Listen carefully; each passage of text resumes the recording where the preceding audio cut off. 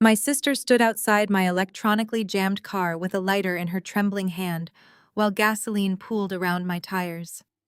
My own mother watched with cold eyes and told me that when the flames died, every trace of me would be gone, so her precious son-in-law could steal my company. They turned their backs and walked away as the fire ignited, completely unaware that their perfect murder was about to become the biggest mistake of their lives. My name is Cassidy.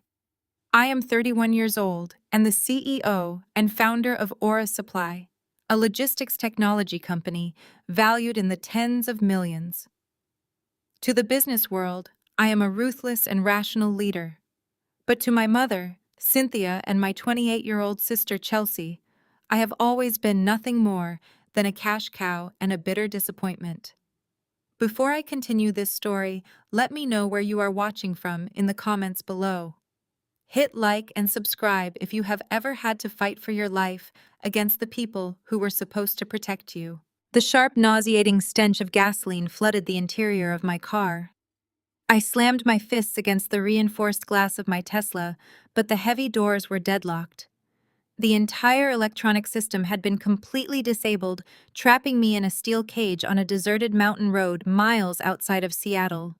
My knuckles bruised and bled as I struck the window again, but my screams were muffled by the thick glass. Standing just a few feet away was my younger sister, Chelsea. She was visibly shaking her hands, trembling violently as she held a silver lighter. Beside her stood our mother, Cynthia. Cynthia was dressed immaculately, her posture perfectly straight, her arms crossed defensively over her chest. She looked at me, not with the terror of a mother watching her child die, but with the cold, calculating gaze of someone executing a business transaction. Parked a few yards behind them in the pitch-black night was a luxury black SUV with its engine rumbling softly. Sitting comfortably in the driver's seat was Jamal, Chelsea's 32-year-old husband. Jamal was a charismatic, incredibly handsome African-American man who had swept my sister off her feet 2 years ago. He played the part of an elite financial investor, always dressed in tailored suits and armed with a dazzling smile. My mother worshipped him. Chelsea was obsessed with him. They treated him like the absolute king of our family, constantly demanding that I hand over pieces of my hard-earned company to him because, according to Cynthia, a man should be the one leading the family empire. I had refused him at every single turn. Now I was paying the ultimate price. Jamal had lured me to this remote stretch of forest under the guise of an emergency real estate investment meeting. He claimed he had found the perfect warehouse facility for the expansion of Aura Supply. Instead, my car had mysteriously shut down the exact moment I reached the GPS coordinates, the doors locking automatically. Minutes later, my mother and sister had pulled up in Jamal's SUV, carrying heavy red jerry cans of fuel. I pressed my face against the cold glass, gasping as the toxic fumes grew thicker. Cynthia stepped closer to my window. The glass was thick, but the night was dead silent, and her voice carried through the thin gap near the weather stripping with chilling clarity. "When the flames die, every trace of you will be gone." She delivered the words without a single ounce of hesitation or remorse. Jamal is the one who truly deserves to run this family empire. You have always been too selfish to share your success. We are just taking what is rightfully ours. Chelsea sobbed quietly, squeezing her eyes shut. She flicked her thumb against the lighter. The small flame illuminated her tear-stained face. "Do it!" Cynthia commanded sharply. Chelsea dropped the lighter into the puddle of fuel, splashing over my front tires. The fire erupted instantly. A massive wall of orange and yellow heat swallowed the hood of my car. The sudden rush of oxygen burning away made my lungs burn. I stumbled backward into the driver's seat, shielding my face as the windshield began to crack and spiderweb under the intense thermal pressure. Cynthia did not even flinch. She simply turned her back on the blazing inferno, grabbed my sister by the arm, and walked toward the waiting SUV. Jamal flashed a brilliant, satisfied smile from the driver's seat before putting the car in gear. I watched through the smoke and rising flames as the red taillights of their vehicle disappeared down the winding road, leaving me to burn alive. They actually believed they had won.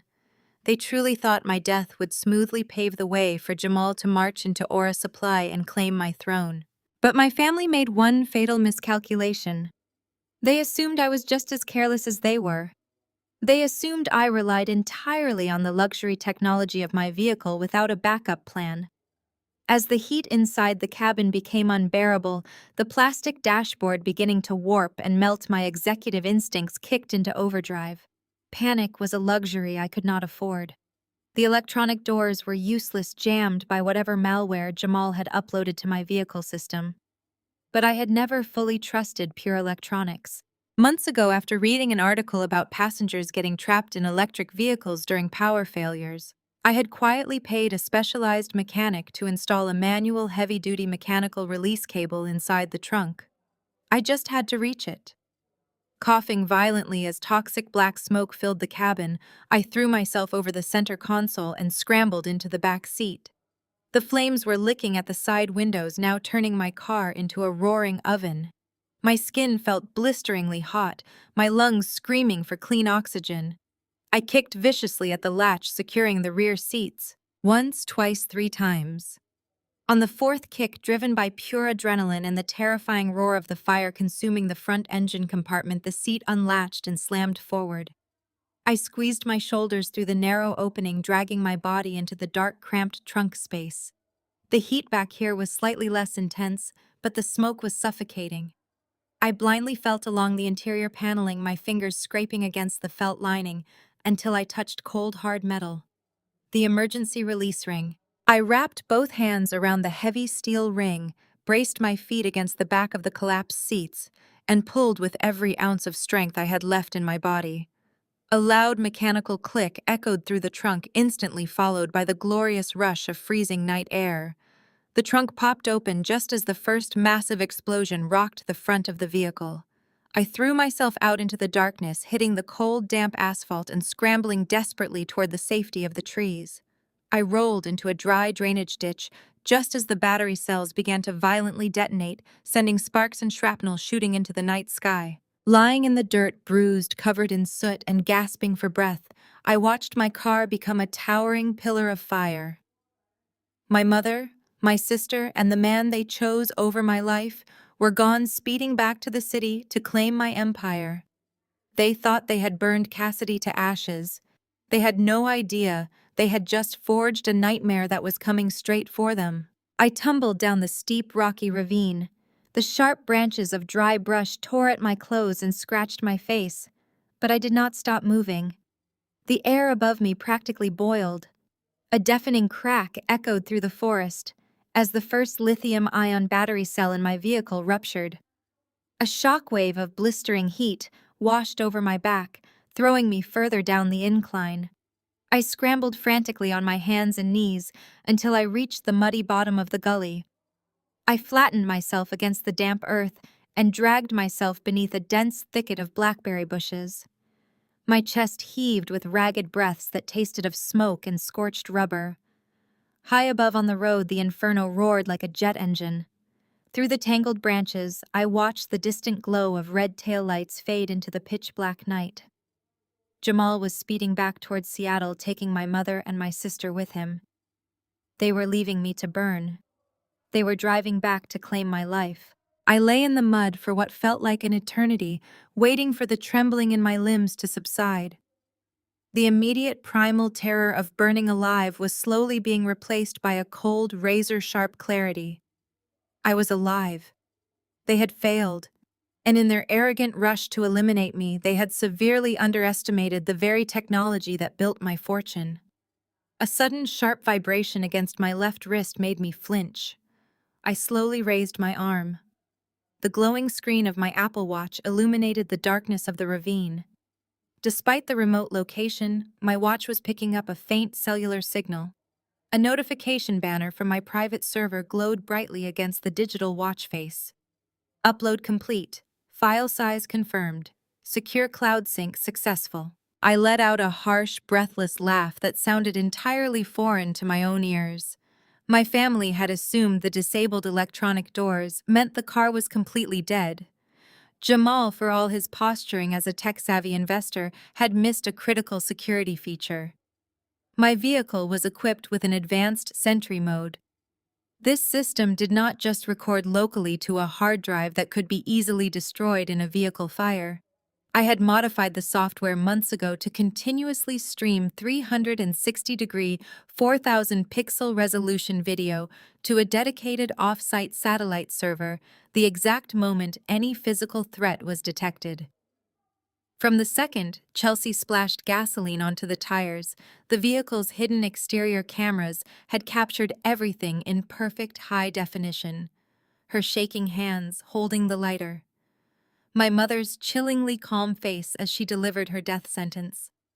Jamal sitting comfortably in the driver's seat of the getaway vehicle. The hardware inside the burning wreckage on the road above was melting into unrecoverable slag, but the digital evidence of their attempted murder was safely locked away in a server farm 3 states over.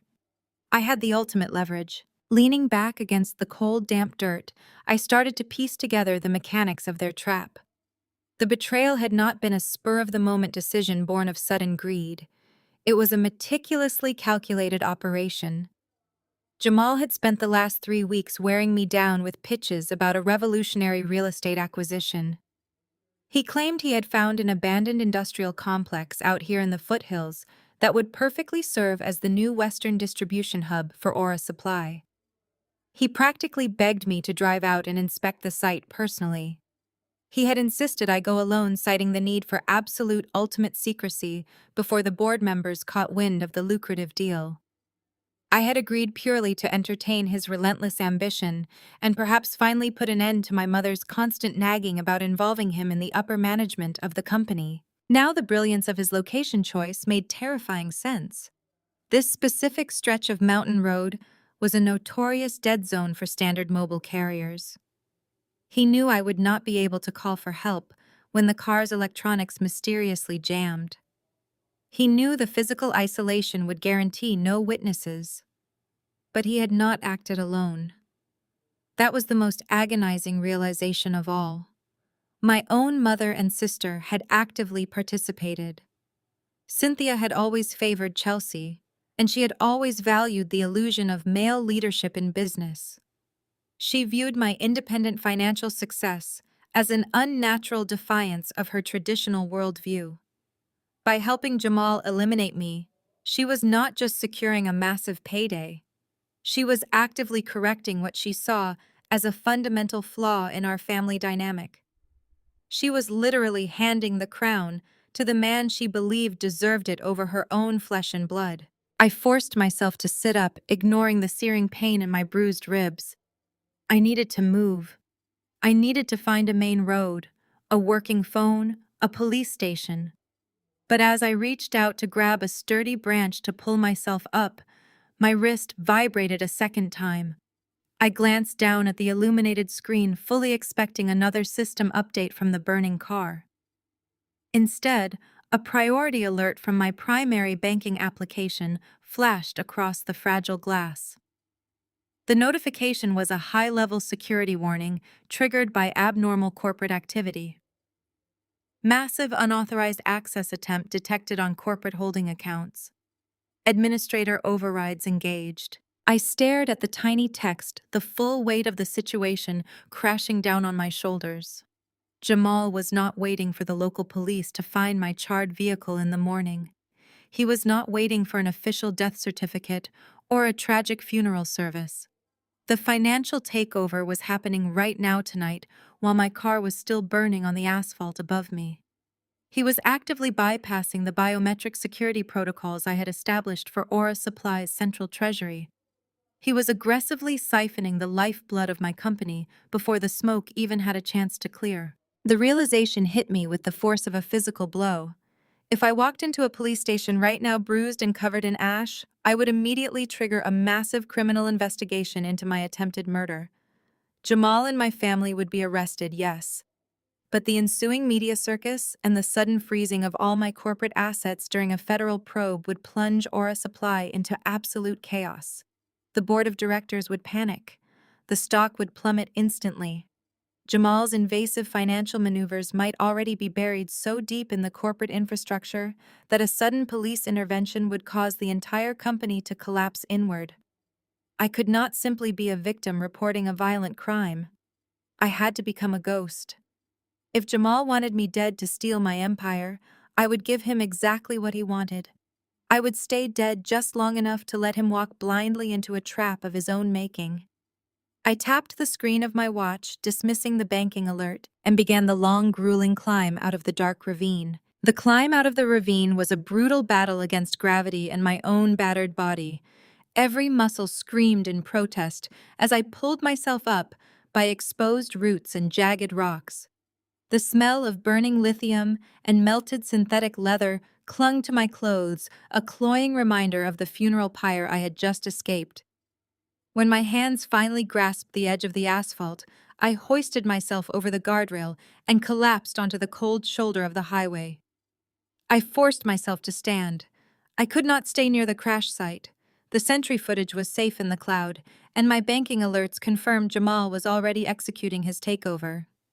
If I walked down this mountain and into a police precinct right now, I would undoubtedly secure attempted murder charges against my family. But a police investigation would also freeze Aura Supply. Warrants would be issued, servers would be impounded, and the ensuing federal bureaucracy would grind my entire logistics network to a catastrophic halt. Jamal would be behind bars, but my company, my life's work, would be completely crippled. He had woven his malicious code too deeply into my financial infrastructure. To completely root out his sabotage and destroy him without collateral damage, I had to let him think he had won. I had to become the ghost they so desperately wanted me to be. I walked for miles through the oppressive darkness. My expensive heels had been lost in the mud, leaving me to navigate the rough gravel in torn stockings.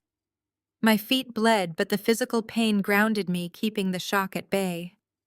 Eventually, the dense tree line gave way to the faint buzzing glow of a neon sign. A rundown diner sat alone on the edge of the county line, looking like a beacon in the wasteland. The parking lot was mostly empty, save for two mud-splattered freight trucks idling near the back. I slipped around the side of the building, avoiding the harsh glare of the streetlights, and pushed through the heavy glass door. The interior smelled of stale coffee and industrial bleach. I kept my soot-stained face ducked low, letting my tangled hair shield my features as I approached the weary cashier behind the counter. I reached into the hidden lining of my torn blazer, retrieving a folded emergency stash of cash I always carried for unexpected corporate travel issues. I placed two crisp $100 bills on the laminate counter and pointed to the cheap prepaid burner phones locked in the display case behind him. The clerk barely blinked. In a place like this, nobody asked questions about a bruised woman buying untraceable electronics in the middle of the night. I took the plastic-wrapped phone into the dimly lit restroom. My reflection in the cracked mirror was entirely unrecognizable. My face was streaked with ash and dried blood from a cut above my hairline. My designer suit was shredded and caked in mud. I looked exactly like a woman who had crawled out of a grave. I tore the packaging off the phone, inserted the battery, and waited agonizing seconds for it to find a cellular signal. I dialed a number I had memorized years ago. It was a direct encrypted line to David, my fiercely loyal chief operating officer at Aura Supply. David was the only person in the world I trusted implicitly, a man who had helped me build the company from a tiny leased office into a corporate juggernaut. The line rang twice before he answered, his voice thick with sleep. He offered a cautious greeting. I did not say my name. I simply spoke the cryptic phrase we had established a decade ago for absolute catastrophic corporate emergencies. The servers are running hot in Sector 4. There was a sharp intake of breath on the other end of the line. The sleep instantly vanished from his voice, replaced by cold, hard professionalism. He asked for my coordinates immediately. I gave him the address of the diner and told him to come alone. I huddled in the freezing shadows behind the diner dumpsters for 40 agonizing minutes. The frigid night air bit through my ruined clothes, but the adrenaline pulsing in my veins kept me hypervigilant. Finally, the familiar sleek profile of David's sedan pulled into the lot. He parked away from the overhead lights, keeping the engine running. I darted out from the darkness and slid into the passenger seat. The ambient light from the dashboard illuminated David's face. He stared at me, taking in the soot, the bruises, and the wild look in my eyes. He did not ask if I was okay. He knew me well enough to know that tears and comfort could wait. Right now, we were at war. I told him everything in short clinical sentences. I detailed the fake real estate meeting, the disabled electronic locks, the gasoline, and Cynthia's chilling parting words. I explained the Sentry Mode upload and the massive unauthorized access attempts hitting our corporate accounts as we spoke.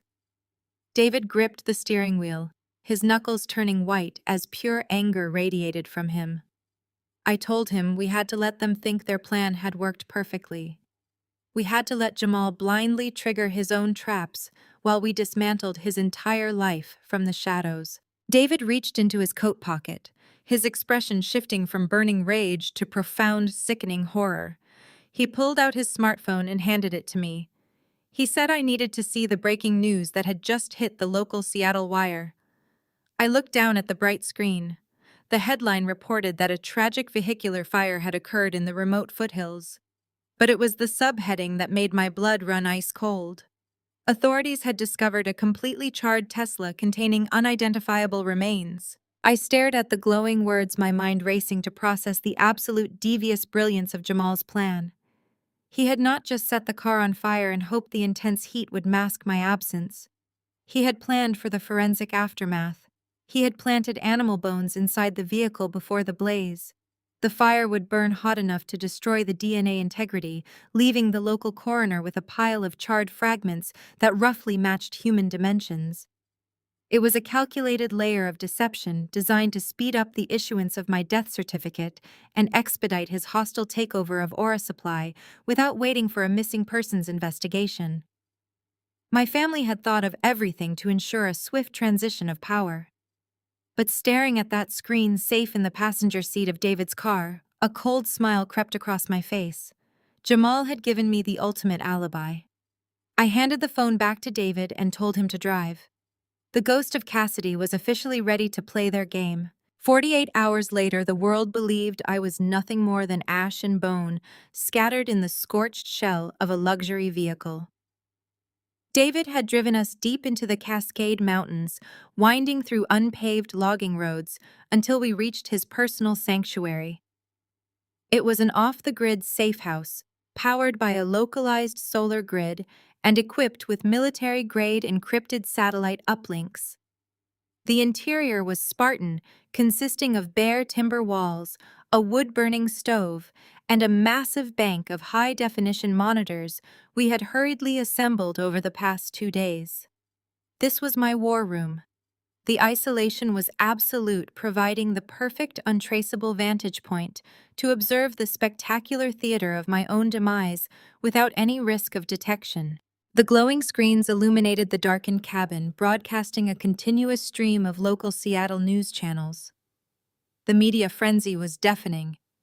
Dozens of reporters were camped outside the towering glass facade of the Aura Supply headquarters, microphones thrust forward as they covered the tragic and sudden loss of a local tech visionary. I sat in a worn leather chair, a mug of black coffee growing cold in my hands, completely captivated by the grotesque performance unfolding on live television. Jamal stepped up to the podium hastily erected on the corporate plaza. He looked absolutely flawless. He wore an immaculate custom-tailored charcoal suit that projected an aura of solemn authority and quiet grief.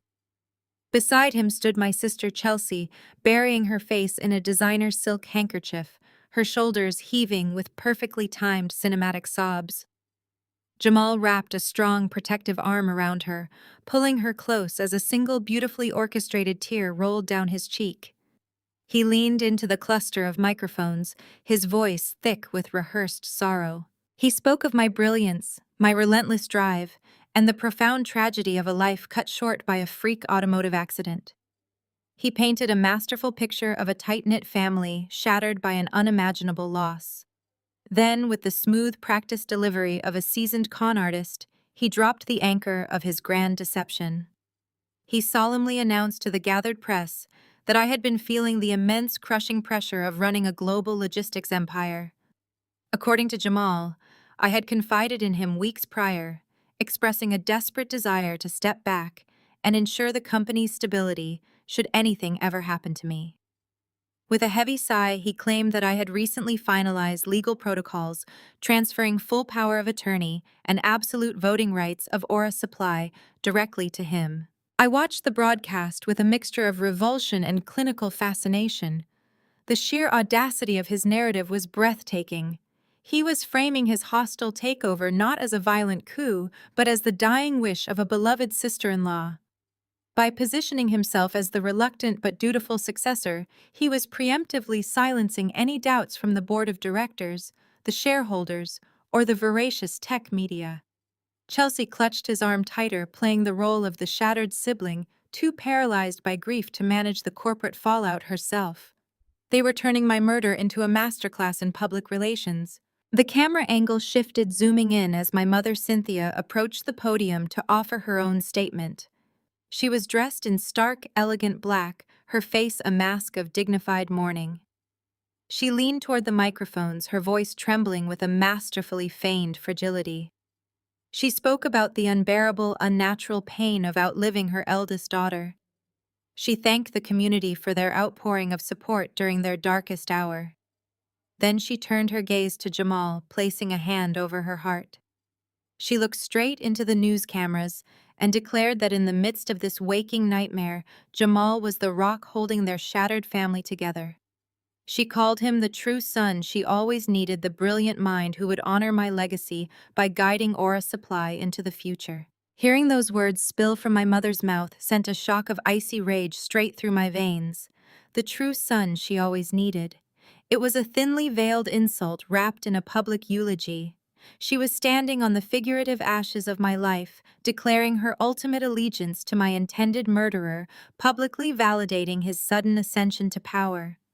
She was securing her own financial future by cementing his authority, entirely complicit in the theft of everything I had built with my own two hands. I muted the television, the hypocrisy becoming too toxic to tolerate, and spun my chair toward the primary computer terminal. David stood silently behind me, his arms crossed, watching the network traffic flow across the secondary screen. It was time to verify the operational mechanics of Jamal's lie. I bypassed the standard employee login portals, utilizing a hidden backdoor access point I had coded into the Aura Supply backend architecture years ago for catastrophic security audits. My fingers flew across the mechanical keyboard, navigating silently through layers of corporate firewalls until I breached the highly secure legal repository of my own company. The digital ledger confirmed my darkest suspicions. Jamal was moving with terrifying speed, capitalizing on the chaos of the news cycle. A red notification flagged a high-priority incoming file packet submitted just hours after the initial press release regarding the fiery crash. I opened the encrypted folder and stared at the high-resolution scanned documents displayed on my monitor. Jamal had formally submitted a last will and testament, alongside a comprehensive notarized power of attorney to the Aura Supply corporate legal team. The documents were dense with complex legalese meticulously drafted to grant him immediate and unchallengeable executive control over my personal assets, my bank accounts, and my controlling company shares. The notarization stamps looked official, likely procured through an underground contact funded by the massive illicit debts he owed. I zoomed in on the final page of the power of attorney contract, examining the intricate ink resting on the signature line. He had actually done it. He had submitted fraudulent legal mandates to a multi-million-dollar corporation, fully believing the dead could not contest the paperwork. The digital breadcrumbs indicated the legal department was already initiating the verification protocols, treating the catastrophic handover as a legitimate succession crisis. The initial phase of his corporate coup was complete, perfectly aligned with the grieving family performance broadcast to the world. I stared at the digital alert, confirming Jamal's brazen move. The initial shock of seeing the unauthorized access attempts morphed into a calculated calm. I needed to see exactly how confident my family was, how deeply they believed their own lies, and how far they were willing to go. That required a man on the inside. I turned to David. He knew what had to be done. We needed a physical copy of that forgery to compare against my authentic records, and we needed to gauge their guard. Within the hour, David was driving his understated sedan toward my mother's sprawling Mercer Island estate, wearing a high-fidelity microphone taped flat against his sternum beneath his shirt. Back in the cabin, I slid a pair of noise-canceling headphones over my ears and adjusted the audio feed on the monitor. The transmitter was flawless. I could hear the crunch of gravel under David's shoes as he walked up the driveway, the chime of the doorbell, and the heavy thud of the solid oak door swinging open. Jamal greeted him. His voice was thick with manufactured sorrow, a perfect imitation of a devastated brother-in-law. He ushered David inside, thanking him for coming to pay his respects during such a tragic time. David played his part perfectly, offering condolences in a hushed, respectful tone as he stepped into the foyer. Then Jamal excused himself to take a call, leaving David alone to wander toward the sunroom. As David approached the back of the house, the audio feed crackled, and the illusion of a grieving family shattered completely. Through the headphones, I heard the unmistakable sharp clink of crystal champagne flutes. Instead of weeping, my mother and sister were laughing. It was a bright, joyous sound that made the blood freeze in my veins. I listened in absolute disgust as Chelsea prattled on, her voice light and giddy. She was explicitly debating between a plunging Alexander McQueen gown and a vintage Chanel dress for my upcoming memorial service. She complained loudly that solid black washed out her complexion, wondering if a deep charcoal would be more flattering for the inevitable press photographs. She sounded like she was planning a red carpet appearance, not a funeral. Cynthia chimed in, her tone entirely dismissive of her younger daughter's wardrobe dilemma. She was far more interested in the iPad screen balanced on her lap. The crisp audio picked up her manicured nails tapping against the glass screen as she scrolled through luxury real estate listings in Bel Air. She was casually discussing liquidating my primary trust account to cover a cash offer on a 10-bedroom mansion overlooking the Pacific Ocean. She noted that the infinity pool would be perfect for hosting summer galas. Hearing the absolute lack of sorrow from the women who shared my blood solidified every ounce of my resolve. They were not mourning a daughter or a sister. They were aggressively celebrating a massive lottery win. David cleared his throat loudly, intentionally interrupting their macabre shopping spree. The sudden silence in the sunroom was deafening. David maintained his character, adopting the tone of a bewildered, grieving subordinate checking in on the family. He gently questioned the sudden operational shifts at Aura Supply, mentioning that Jamal had already attempted to bypass the legal department and access restricted executive tier accounts. He asked if perhaps things were moving too fast, suggesting that the board might want to wait until my memorial was concluded before initiating a total transfer of power. The audio feed spiked as Cynthia snapped. Her voice, usually carefully modulated for high society, turned incredibly sharp and venomous. She berated David, demanding he remember his place as a mere employee. She declared that Jamal was the new ultimate authority, the undisputed head of the family empire. She told David that my era was over, and he would do well to fall in line immediately, unless he wanted to find his own career suddenly terminated. The sheer arrogance in her voice was breathtaking. It was a momentary lapse of the grieving mother facade, revealing the ruthless greed underneath, and it was everything I needed to hear. David apologized profusely, acting appropriately chastised, and retreated toward the front of the house. Jamal had arrogantly left his leather briefcase resting open on the mahogany entryway table, a testament to his unchecked ego and complete lack of paranoia. Under the guise of searching his pockets for his car keys, David smoothly extracted the folded copy of the last will and testament resting on top of the files. He slipped it into his jacket, bid Jamal a solemn farewell, and walked out the front door. When David returned to the safe house, the sun was dipping below the jagged tree line of the mountains. He placed the crisp, notarized document onto the wooden table between us. I flattened the heavy paper, running my fingers over the raised notary seal and the bold ink of my forged name. David watched me closely, expecting a sudden outburst of rage or panic. Instead, a slow, genuine smile spread across my face. Jamal had spent hours, perhaps days, perfecting the loops and sharp angles of my handwriting. The forgery was an absolute masterpiece. It was visually indistinguishable from the autograph I used to sign countless fan requests, magazine covers, and generic public relations forms.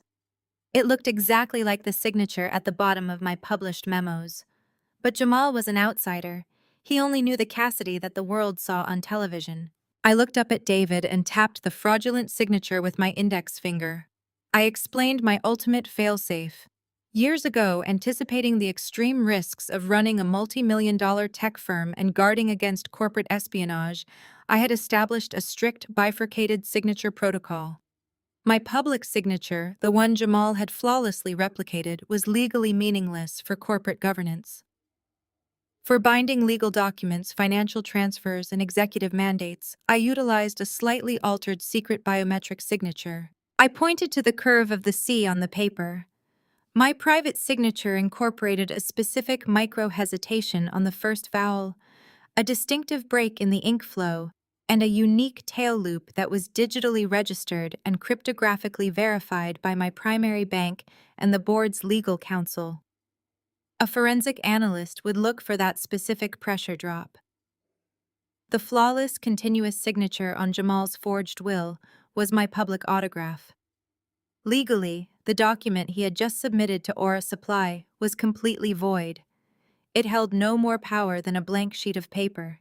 David exhaled sharply, realizing the massive magnitude of Jamal's error. He immediately asked if we should notify the corporate lawyers, expose the forgery, and shut the hostile takeover down tonight. I shook my head, my eyes fixed on the worthless document. Striking now would only result in a messy legal battle and tip our hand prematurely. Jamal was standing on a trapdoor of his own making, entirely unaware that the rope was already around his neck. I wanted him to keep climbing, to rack up more federal crimes, to completely incriminate my mother and sister in his financial fraud. We were going to let him believe he was the absolute king of Aura Supply, right up until the moment the ground vanished beneath his feet. The morning sun broke over the jagged peaks of the Cascades, casting long shadows through the windows of the safe house. I had not slept. My eyes were locked onto the central monitor, which now displayed a mosaic of live feeds from the internal security cameras at the Aura Supply headquarters in downtown Seattle. I had personally designed the surveillance architecture for the building, burying a ghost protocol deep within the system that granted me absolute undetected access to every lens and microphone in the tower. Now I was a spectator to the hostile invasion of my own empire. Promptly at 8 o'clock, the feed from the main lobby sparked to life. Jamal strode through the revolving glass doors, flanked by two private security contractors whose bulky suits poorly concealed their sidearms. He did not look like a man consumed by the tragic loss of his sister-in-law. He looked like a conqueror claiming his spoils. He marched past the memorial flowers and framed photographs the employees had placed near the reception desk, barely sparing them a glance, and stepped directly into my private executive elevator. I tapped a key, switching the primary monitor to the feed inside the penthouse boardroom. Jamal took a seat at the head of the long mahogany table, the chair that had belonged to me just 3 days prior. Within minutes, the senior executive team filed into the room, their faces pale and drawn with confusion and grief. Jamal wasted no time on pleasantries or respectful moments of silence. He stood up, slapping a thick leather folder onto the polished wood. With a booming voice, he announced that the board was suspended and he was assuming total operational control as the new interim chief executive officer, effective immediately, per my final legally binding directives. The tension in the room was palpable, radiating through the digital feed. The chief financial officer, Marcus, exchanged a sharp look with the vice president of operations and the lead corporate counsel. Marcus stood up, his posture rigid with professional defiance. He expressed deep condolences for the family's loss, but firmly stated that an immediate transfer of power was unprecedented. He requested a standard 30-day legal review of the handover documents, citing corporate bylaws that required independent verification of the signature and a comprehensive audit of the transition circumstances before Jamal could legally authorize a single transaction. Jamal did not raise his voice. He did not argue corporate policy or attempt to defend the integrity of the forged documents in his folder. He simply leaned forward, resting his knuckles on the table, and fired Marcus on the spot. When the lead counsel and the VP of operations voiced their outrage at the immediate dismissal, Jamal fired them too. He snapped his fingers, and his hired security guards stepped into the boardroom, looming ominously behind the three executives. Jamal ordered them to clear out their desks under armed escort and leave the premises within 10 minutes, threatening them with crippling lawsuits for corporate insubordination if they spoke a single word to the press. I watched the three most competent leaders in my company being frog-marched out of the boardroom. The remaining executives sat frozen in their leather chairs, utterly terrified. Jamal had executed a flawless, brutal purge, severing the head of any potential resistance in less than 5 minutes. The culture of fear was instantly and permanently established. Nobody else dared to speak or question the legitimacy of the transfer. They nodded in silent submission as Jamal paced around the table, basking in his sudden, undisputed authority. Having crushed the dissent, Jamal moved to his primary objective. He turned his attention to the terrified chief technology officer huddled at the far end of the table. Jamal demanded immediate, unrestricted access to the source code of Aura Supply's proprietary logistics algorithm. This was the holy grail of my company, a highly advanced artificial intelligence sequence that optimized global shipping routes, predicted supply chain disruptions, and saved our corporate clients billions of dollars annually. It was the sole reason Aura Supply was a titan in the industry. Jamal wanted the master decryption keys handed over by noon, claiming he needed to conduct a full structural review of the company's assets. In the safe house, David let out a harsh string of curses, his hands gripping the back of my chair. He urged me to pull the plug to lock down the servers and scramble the encryption keys before Jamal could copy the algorithm and sell it to the highest bidder to cover his illicit debts. It was a tempting proposition. Watching Jamal commandeer my life's work made every instinct scream for immediate retaliation. But I remained perfectly still, my eyes tracking Jamal's smug face on the monitor. If I locked down the master code now, Jamal would instantly know I was alive, or at least that someone with supreme access was actively fighting him. He would panic, flee the country with whatever liquid cash he had already siphoned, and completely evade justice. I could not let him run. I told David to stand down. We would let Jamal have the code. Without the surrounding infrastructure and the dedicated server farms required to run the algorithm, the raw code was practically useless to a layman like him for at least a few weeks. Instead of a frontal assault, I initiated a shadow war. I pulled my keyboard closer and opened a terminal window connected directly to the primary financial institutions backing Aura Supply. Jamal was focused on the obvious prizes, the massive treasury accounts, and the algorithm. He was arrogant and short-sighted, completely ignoring the intricate web of secondary financial instruments that kept the company breathing on a daily basis. With a few rapid keystrokes, I bypassed the standard authorization protocols and accessed the company's secondary credit lines. These were the massive revolving accounts used for daily operational overhead, paying international vendors and settling immediate logistical disputes. I systematically froze them all. I locked down the accounts with highly specific biometric triggers that only I could reverse. To the outside world and to Jamal's newly installed puppet financial team, the accounts would appear perfectly normal until the exact moment they tried to draw funds. When Jamal attempted to pay his security contractors, or when he inevitably tried to wire a massive sum to his hidden offshore debtors, the transactions would violently bounce. The financial arteries of Aura Supply were now severed. Jamal believed he was sitting on a throne of infinite wealth, but I had just ensured that he was ruling over an empire that was silently bleeding to death. I leaned back in my chair, sipping the cold coffee, and watched the new CEO of Aura Supply smile for the security cameras, completely oblivious to the digital guillotine I had just armed above his head. The digital guillotine I had armed above Jamal's head did not take long to fall.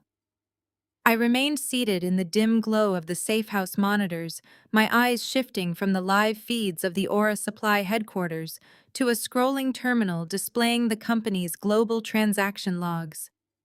With the secondary credit lines frozen under a biometric lock, it was only a matter of time before Jamal or my family attempted to access the corporate wealth they believed they had successfully stolen. By mid-afternoon, the first glaring red error message flashed across my screen.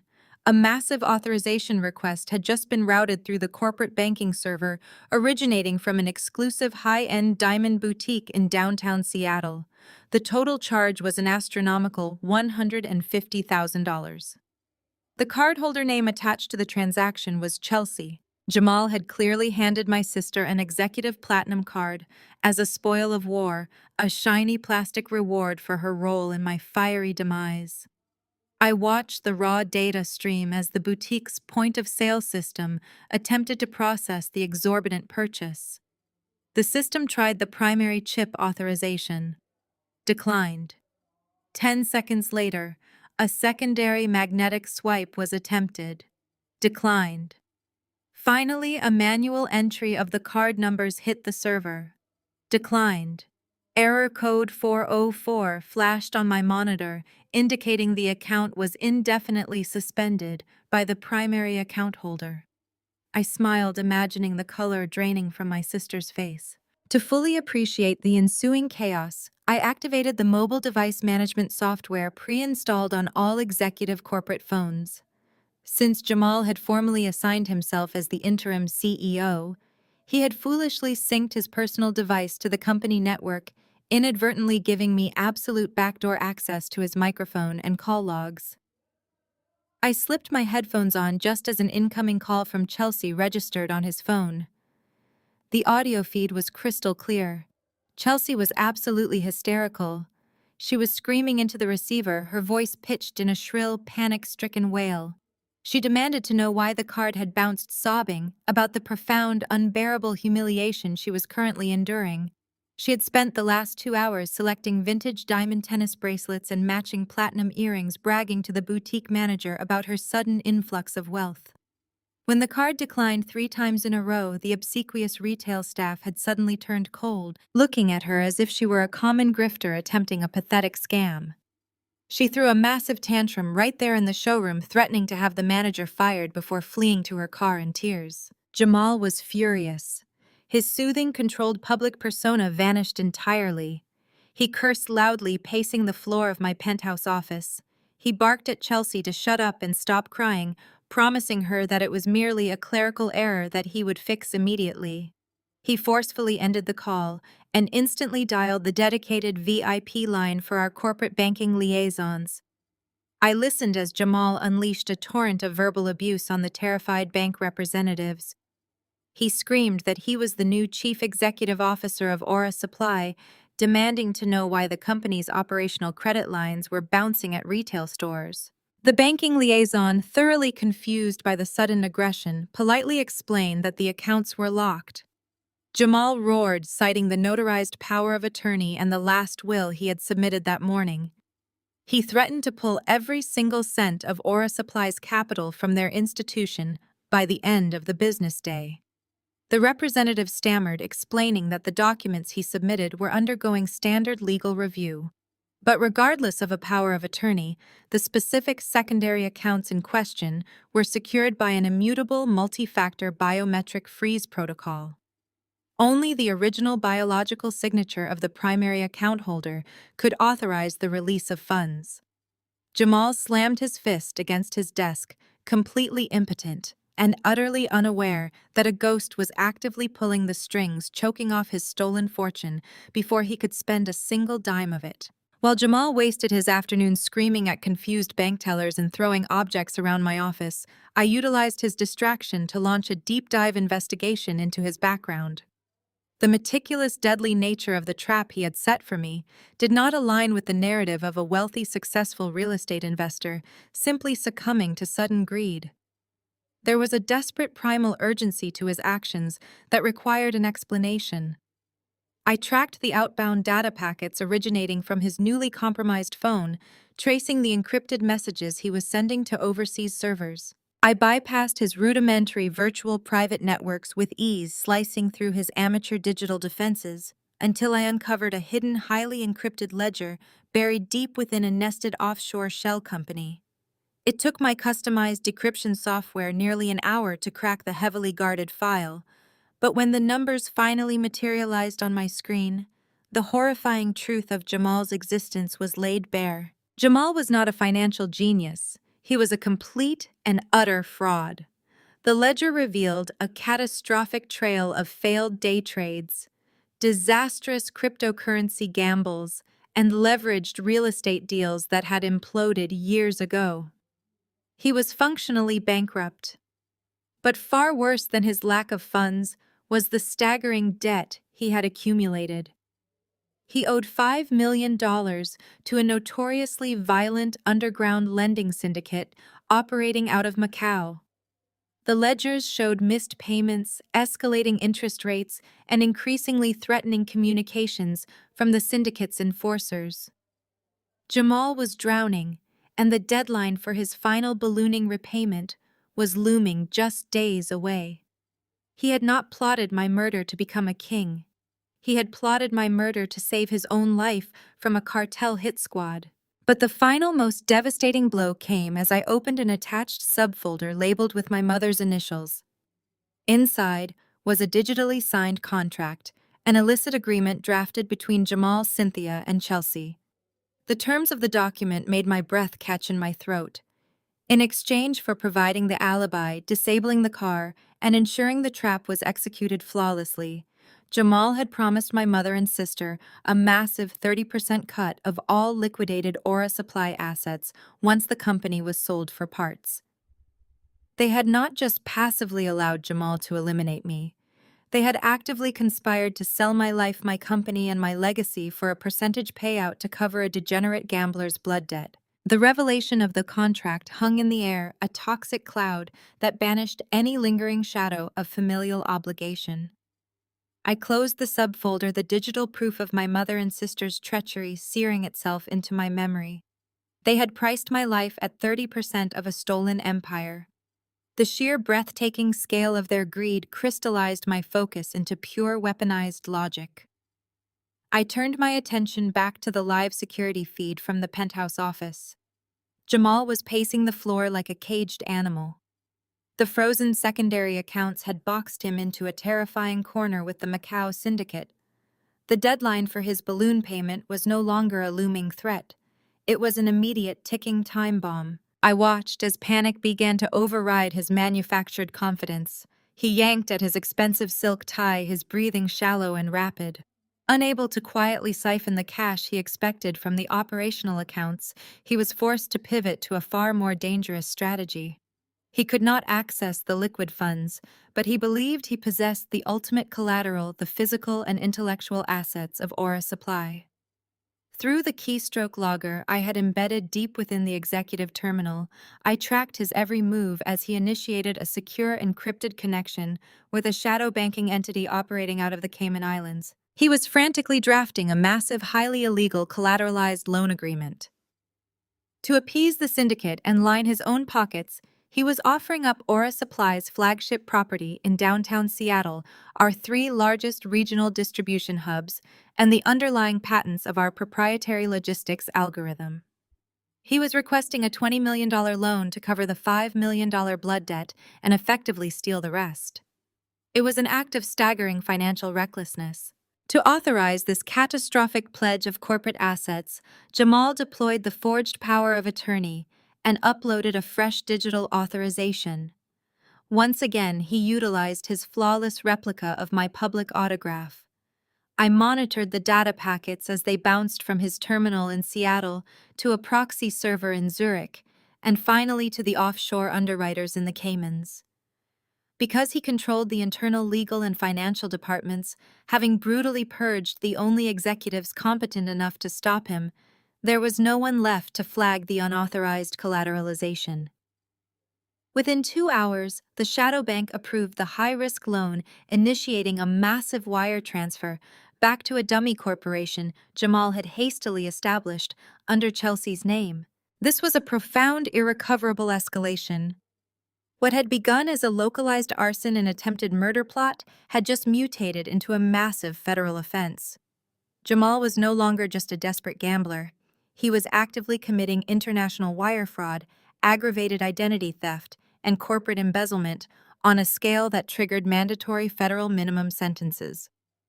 He had crossed a legal Rubicon, and it was time to involve the professionals. Dealing with an international syndicate and federal-level financial crimes required a surgical, overwhelming force. Years ago, during a rigorous audit of our international shipping partners, I had crossed paths with Special Agent Victor Vance. Vance was a legendary bulldog for the FBI's white-collar crime division. He possessed a singular, ruthless obsession with dismantling corporate fraud networks and a terrifying reputation for building inescapable ironclad cases. We had developed a mutual professional respect based on a shared appreciation for irrefutable digital evidence and a distinct lack of tolerance for corporate grifters. Vance did not care about corporate politics, public relations, or media spin. He only cared about the paper trail. I opened a heavily encrypted, untraceable communication channel operating on a decentralized mesh network. I could not reveal my survival. Vance was bound by strict federal protocols. If he knew I was alive, he would be legally obligated to pull me out of the shadows, immediately compromising the trap before it fully snapped shut on my mother and sister. Instead, I adopted the digital persona of an anonymous, highly placed corporate whistleblower. I began compiling the payload with meticulous precision. First, I bundled the Macau syndicate ledger, highlighting the $5 million debt and the violent threats from the enforcers. Next, I attached the forged last will and testament alongside the Cayman Islands loan agreement. I juxtaposed Jamal's flawless public signature against the legally required cryptographically verified biometric version, effectively proving to the Bureau that both documents were complete fabrications. Finally, I captured the real-time packet data of the $20 million wire transfer, providing the FBI with the exact routing numbers, offshore accounts, and the dummy corporation registered to Chelsea. I composed a brief, sterile message pointing Vance directly toward the glaring financial anomalies surrounding the Aura Supply executive transition. I attached the encrypted zip file, routed the transmission through a labyrinth of 7 different international servers to mask my origin point, and hit send. The digital package dropped directly into Special Agent Vance's secure federal inbox. I hacked into the local federal building's external communication nodes, just enough to monitor the outward flow of metadata. It did not take long for the bulldog to catch the scent. Within 45 minutes of receiving the file, Vance's digital footprint exploded. I watched a flurry of secure inquiries shoot out from his terminal to the Securities and Exchange Commission, the Financial Crimes Enforcement Network, and the Cayman Islands Banking Authority. Vance was actively verifying the wire transfers and confirming the fraudulent signatures. He was quietly mobilizing his team, taking the bait exactly as I had anticipated. Back in the penthouse, Jamal sat back in my leather chair, wiping the sweat from his forehead with a handkerchief. The monitor showed him exhaling a massive breath of relief. The $20 million had just hit the dummy account. He had immediately wired the required $5 million to the Macau syndicate, buying his life back from the cartel. He walked over to my private bar, poured himself a generous glass of top-shelf scotch, and raised it in a solitary, triumphant toast to his own perceived genius. He thought he had outsmarted the system. He truly believed he was the undisputed master of a corporate empire, utterly blind to the reality that he had just painted a massive, glowing federal target on his own back. The FBI was now quietly circling his operation, drafting secret subpoenas and building a watertight case that would inevitably bury him, Chelsea, and my mother under decades of federal prison time. The trap was fully armed, and Jamal had just voluntarily locked the cage from the inside. 7 days after the inferno that supposedly claimed my life, the grand ballroom of the Olympic Fairmont Hotel was transformed into a grotesque monument to my family's staggering hypocrisy. They had spared absolutely no expense, effortlessly funding the lavish spectacle with the illicitly acquired Cayman Islands capital Jamal had injected into Chelsea's dummy corporation. I watched the live high-definition feed streaming from a micro-lens concealed within David's lapel button. The venue was awash in imported white orchids, towering ice sculptures, and pyramids of vintage champagne flutes. It looked exactly like a billionaire's extravagant wedding reception, stripped of any solemnity or genuine mourning. A string quartet played lively upbeat concertos in the corner, while waiters in crisp white jackets circulated with silver trays of caviar blinis. David navigated the crowded room with practiced corporate grace, offering somber nods to the few genuinely bewildered Aura Supply employees who had dared to attend. Through his hidden microphone, the ambient noise of the room filtered into my earpiece. There was no hushed, respectful silence. The room buzzed with the clinking of crystal and loud, jovial laughter. Jamal stood near the center ice sculpture holding court with a group of Seattle's high society elite, looking dashing in a tailored charcoal suit and projecting the aura of a benevolent king who had graciously assumed a heavy crown. Chelsea clung to his arm, adorned in the very same vintage Chanel dress she had callously debated purchasing a week prior. Her wrists heavy with the diamonds she had miraculously managed to secure after Jamal sorted out his temporary financial glitch. The string quartet abruptly stopped playing, and the bright ballroom lights dimmed. A spotlight illuminated the grand mahogany podium at the front of the hall. Cynthia approached the microphone draped in mournful black silk that contrasted sharply with her radiant, freshly lifted smile. David positioned himself near the front row, giving me an unobstructed view of my mother's performance. She gripped the edges of the podium, taking a deep theatrical breath before addressing the room. Her voice echoed through the sound system, dripping with a manufactured sorrow that immediately curdled into a vicious backhanded critique of my entire existence. She began by thanking the guests for attending the celebration of my life, quickly pivoting to a narrative that painted me as a tragic cautionary tale. She told the silent crowd that I was a woman entirely consumed by blind ambition, hopelessly obsessed with corporate spreadsheets and profit margins, to the detriment of my own soul. She sighed heavily into the microphone, lamenting that my relentless drive had left me profoundly isolated. She explicitly stated that I had died lonely, devoid of true human connection, having alienated my loved ones in my ruthless pursuit of wealth. The sheer audacity of her lies was breathtaking. She was standing in a room paid for by my stolen money, wearing jewelry, purchased with my hard-earned capital, publicly declaring that my life had been an empty void. Cynthia then gestured grandly toward Jamal, her voice rising with sudden fervent gratitude. She thanked God that Jamal had stepped forward to shoulder the massive, crushing burden I had selfishly left behind. She praised his noble willingness to sacrifice his own peace to rescue Aura Supply from the brink of my supposed mismanagement. She called him the true anchor of the family, the savior who would guide them all out of the darkness. The affluent crowd offered a polite, murmuring round of applause. Jamal lowered his head in a display of practiced humility, pressing a hand to his heart. I did not smash the screen or scream in frustration. I simply minimized the video feed on my ruggedized tablet and looked up. I was not sitting in the remote mountain safe house. I was parked in the damp, dimly lit third subterranean level of the Fairmont's parking garage, positioned directly beneath the ballroom where my mother was actively desecrating my memory. The air down here was thick with the smell of exhaust and damp concrete. Sitting in the passenger seat beside me was Special Agent Victor Vance.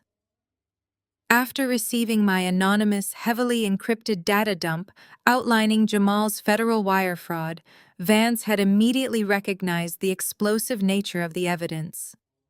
I had been forced to establish a secure physical rendezvous, appearing before him in a shadowed alleyway 48 hours ago to prove I was neither a ghost nor a digital fabrication. Realizing the corporate embezzlement was intrinsically tied to a botched cartel assassination plot, Vance had agreed to temporarily hold off on a tactical raid. He needed physical evidence tying Jamal directly to the murder attempt to completely dismantle the syndicate connection and lock down the federal indictment. We stepped out of the unmarked surveillance van. I wore a dark-brimmed hat and a heavy utility jacket, keeping my face angled away from the garage's sparse security cameras. Vance moved with silent, predatory efficiency. We approached Jamal's pristine black luxury SUV parked in the designated VIP section near the elevator banks. While the family drank stolen champagne directly above our heads, Vance retrieved a specialized forensic kit from his jacket. He knelt beside the rear bumper, pulling a sterile cotton swab from a sealed plastic tube. He ran the fabric deep inside the metallic lip of the exhaust pipe, then carefully swabbed the interior latch of the trunk. Jamal was arrogant enough to believe a thorough car wash could erase the sins of the past week, but federal forensic chemistry operated on a microscopic level. Vance snapped the swab into a glass vial containing a clear reagent fluid and gave it a sharp shake. We stood in the cold shadows of the concrete pillar, our eyes locked on the vial. Within 10 seconds, the clear liquid violently bloomed into a bright, unmistakable crimson. Vance looked up at me, his face set in a hard, grim line. The chemical reaction was a definitive positive match for the highly restricted industrial-grade thermal accelerant used to incinerate my Tesla. We had the wire fraud, we had the forged will, and now we had the irrefutable physical link, proving Jamal was present at the scene of the fire. The federal trap was completely primed, and it was almost time to spring the jaws. The bright crimson bloom in the glass vial was the definitive proof we needed. Special Agent Vance held the small tube up to the dim overhead light of the subterranean parking garage, his face set in a hard, grim line. He carefully packed the chemical swab into a sterile, foam-lined evidence case, snapping the heavy latches shut with a satisfying click. We retreated to the dark interior of the unmarked surveillance van, sliding the side door closed to block out the pervasive smell of exhaust and damp concrete. The federal trap was officially primed with irrefutable physical evidence linking Jamal directly to the arson, but I was not about to let him enjoy his stolen victory for another weekend. I booted up my primary workstation, bringing David's live hidden camera feed back to the center monitor. Upstairs in the grand ballroom, the grotesque celebration masquerading as a memorial was reaching its climax. The string quartet had transitioned to a lively, triumphant piece, completely at odds with the somber black attire of the attendees. Jamal stood at the center of the room, flanked by my beaming mother and Chelsea. He tapped a silver fork against his crystal champagne flute, the sharp ringing cutting through the chatter of Seattle's high society elite. Silence fell over the crowd. Jamal raised his glass, adopting a tone of solemn responsibility that barely masked his unbridled greed. He declared that in honor of my legacy, he was taking immediate decisive action to secure the future of Aura Supply. Effective Monday morning, he announced he would sign the final corporate paperwork to merge the company with a newly formed international holding group, the very same offshore shell corporation he had secretly created in the Caymans. It was a brazen daylight robbery. He was publicly declaring his intent to launder my entire life's work through a dummy entity, effectively stripping Aura Supply of all its assets and leaving a hollow, plundered shell behind. The affluent crowd, blissfully ignorant of the financial slaughter taking place right in front of them, raised their glasses in a polite, murmuring toast. My mother clapped her hands in delight, her eyes sparkling at the imminent promise of her 30% payout. Inside the van, Vance watched the monitor with a look of absolute disgust. He muttered that Jamal was practically gift-wrapping a federal wire fraud and corporate embezzlement conviction. I nodded, my fingers already flying across my illuminated keyboard. Federal justice was methodical and absolute, but it was also bureaucratic and slow. Jamal needed immediate visceral terror to force him into a fatal public mistake. I opened a hyper-secure, onion-rooted communication channel. I had already traced the routing numbers of his $5 million offshore wire transfer directly to the Macau Syndicate's shadow accounts. Now I was going to poison that well. I drafted a phantom email addressed directly to the digital Dropbox of the syndicate leaders. The message was surgical and devastating. I informed them that the $5 million currently clearing their accounts was the direct product of a massive, highly illegal collateral loan secured by entirely fraudulent corporate assets. More importantly, I provided proof. I attached the forged last will and testament juxtaposed with my authentic, cryptographically verified biometric signature, proving the documents Jamal used were fake. Then I added the killing blow internal docket numbers and flagged alerts showing that Jamal's dummy corporation and his newly pledged collateral were under active aggressive investigation by the Securities and Exchange Commission. I warned the syndicate that holding those specific radioactive wired funds would invite the full unrestricted wrath of the FBI and the SEC down upon their entire global money laundering network. I hit send, routing the encrypted payload through a labyrinth of international proxy servers until it vanished into the dark web, landing silently and untraceably in the syndicate's inbox. I did not have to wait long for the fallout. I switched the audio feed to the MDM backdoor I had previously installed on Jamal's personal devices. For 3 agonizing minutes, the ballroom feed was nothing but the dull roar of classical music and clinking glasses. Then Jamal's secondary burner phone, a device he kept strictly hidden in his inner breast pocket for his illicit dealings, began to vibrate wildly. On the security feed, I watched Jamal's triumphant smile falter. He excused himself from a group of wealthy investors, his brow furrowing as he patted his jacket. He slipped through a set of heavy double doors, ducking into a quiet, deserted service corridor just outside the hotel kitchens. He pulled the burner phone out, stared at the encrypted caller ID, and pressed the device to his ear. The voice on the other end was distorted by a heavy digital scrambler, but the lethal fury was unmistakable, vibrating sharply through my headphones. The syndicate leader did not mince words. He informed Jamal that their offshore accounts had just been flagged by international banking authorities, and the $5 million wire transfer was effectively frozen. The syndicate accused Jamal of bringing massive federal heat directly to their doorstep. They knew his collateral was garbage. They knew the SEC was actively circling his operation. They knew he was entirely exposed. Jamal's face drained of all color, turning a sickly ashen gray in the fluorescent light of the hallway. He stammered wildly, pacing the narrow service corridor, desperately whispering into the receiver that there had to be a misunderstanding. He swore that he possessed the assets, promising that the corporate merger on Monday would provide infinite clean capital to cover the debt. He begged for just a few more days to clear the bureaucratic hurdles and finalize the paperwork. The distorted voice on the phone cut him off with a chilling mechanical laugh. The syndicate did not care about corporate mergers, shell companies, or Monday morning boardroom signatures. They demanded their $5 million to replace the toxic wire transfer, and they demanded it in clean, untraceable physical cash. Because of the extreme federal exposure he had recklessly caused, the deadline was no longer open to negotiation.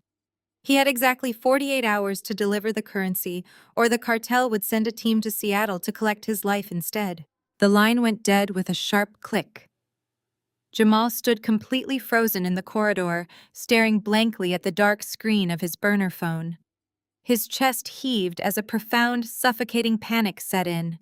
He gripped the edge of a stainless steel service cart, his knuckles turning stark white as his perfect manufactured reality shattered into a million jagged pieces. He was trapped between a federal investigation he couldn't see and a cartel death squad he knew all too well.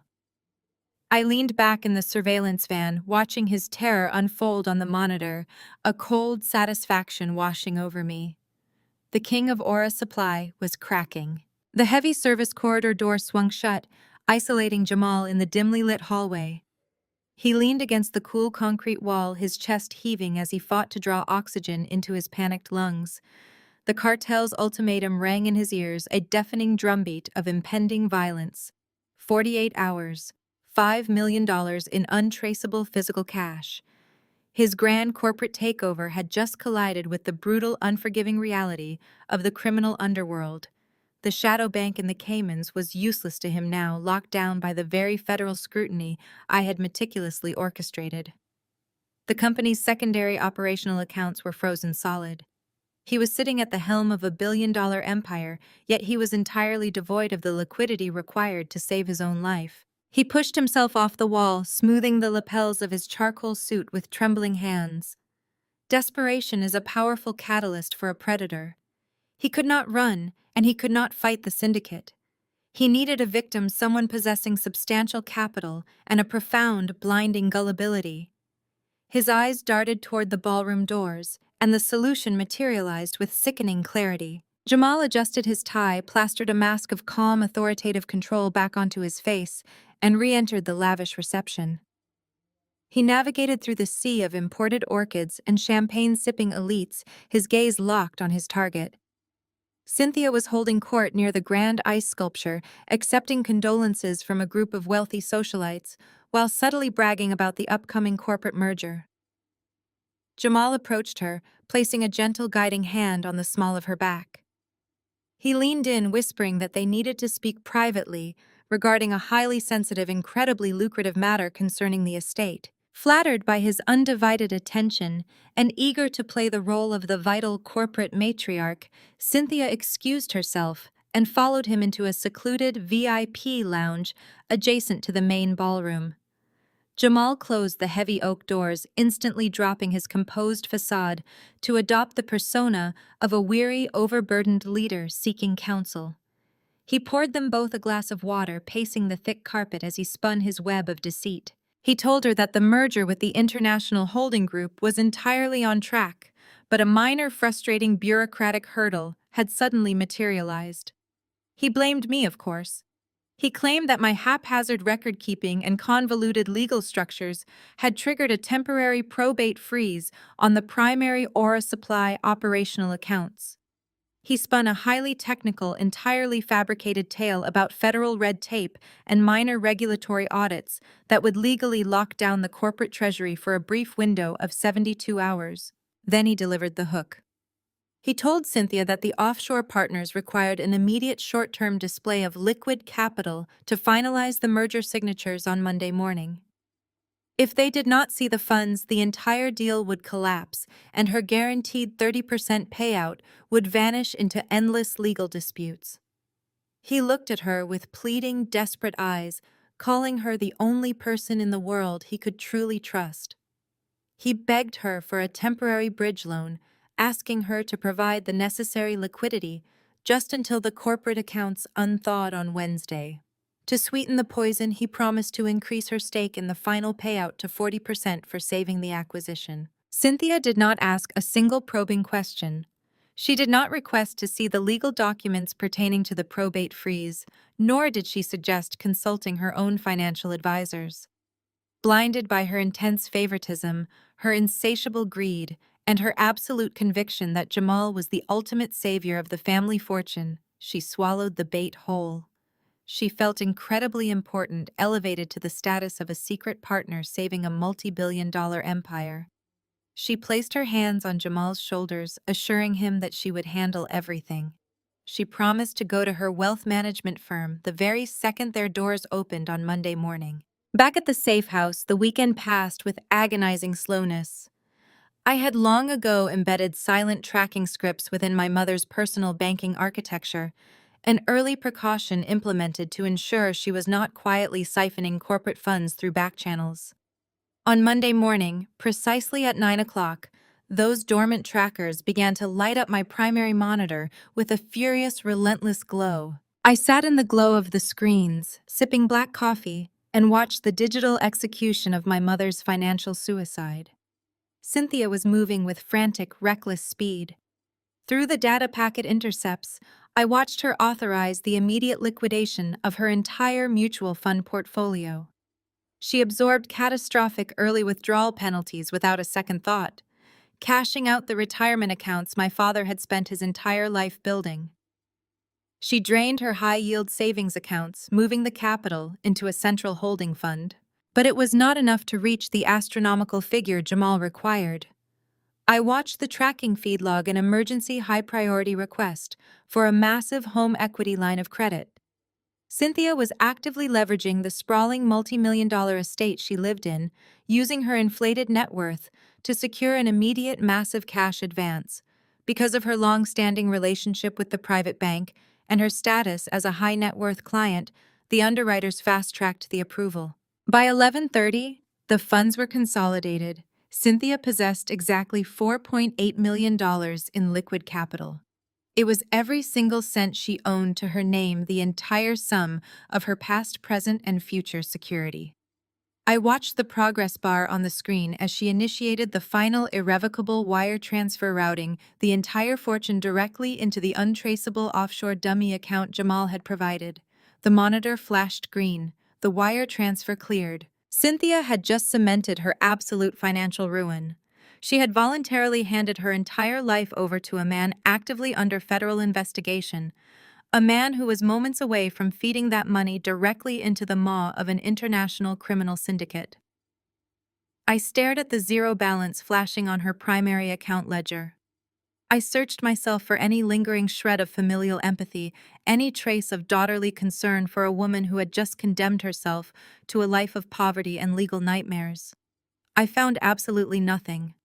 This was the woman who had put a price tag on my life, who had conspired with arsonists, and who had stood before a crowd and cheerfully eulogized me as an isolated, unloved failure. I watched the digits vanish into the digital ether, feeling nothing but the cold clinical satisfaction of a flawless equation balancing perfectly to zero. The digital ledger showed zero, a fitting monument to my mother's boundless gullibility. But while her financial life was quietly evaporating into the offshore abyss, her physical reality and my sister's was aggressively expanding into the vacuum I had supposedly left behind. The surveillance feed from my downtown Seattle penthouse hummed to life on the secondary monitor in the safe house. It was a sprawling $3 million sanctuary in the sky, wrapped in floor-to-ceiling glass that offered an unobstructed panoramic view of the Puget Sound. It had been my private refuge, carefully designed to offer peace after grueling days of corporate warfare. Now it was a crime scene of a distinctly domestic nature. The heavy mahogany double doors of the penthouse were propped wide open. A team of high-end uniformed movers hauled designer luggage and velvet-draped furniture across my pristine Brazilian hardwood floors. In the center of the sunken living room stood Chelsea. She was holding a roll of heavy-duty black trash bags, tearing one off with a sharp snap of plastic. She was not packing my belongings away for storage. She was not shedding a tear over the possessions of her tragically deceased sister. She was purging my existence with the casual, ruthless indifference of a woman clearing out a stranger's abandoned storage locker. I watched her walk over to the custom floating shelves that lined the western wall of the living space. With a single sweeping motion of her arm, she cleared the polished surface. Framed photographs of my college graduation, my early startup days, and the few genuine friends I had allowed into my life tumbled into the plastic bag with a sharp clatter of breaking glass. Next came my industry awards. The crystal obelisks and engraved silver plaques representing a decade of relentless ambition and sacrifice were unceremoniously dumped on top of the shattered frames. Chelsea did not even pause to read the inscriptions or carefully handle the sharp edges. She simply tied off the heavy bag, dragged it across the floor, and kicked it toward the service elevator to be taken to the building's incinerator. The private elevator chimed a soft melodic note signaling the arrival of a guest.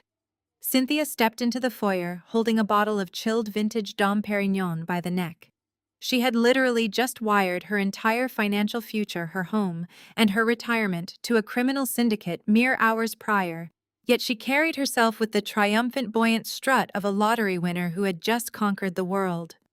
She handed the expensive champagne to a passing mover without looking at him and immediately wrapped Chelsea in a tight celebratory embrace.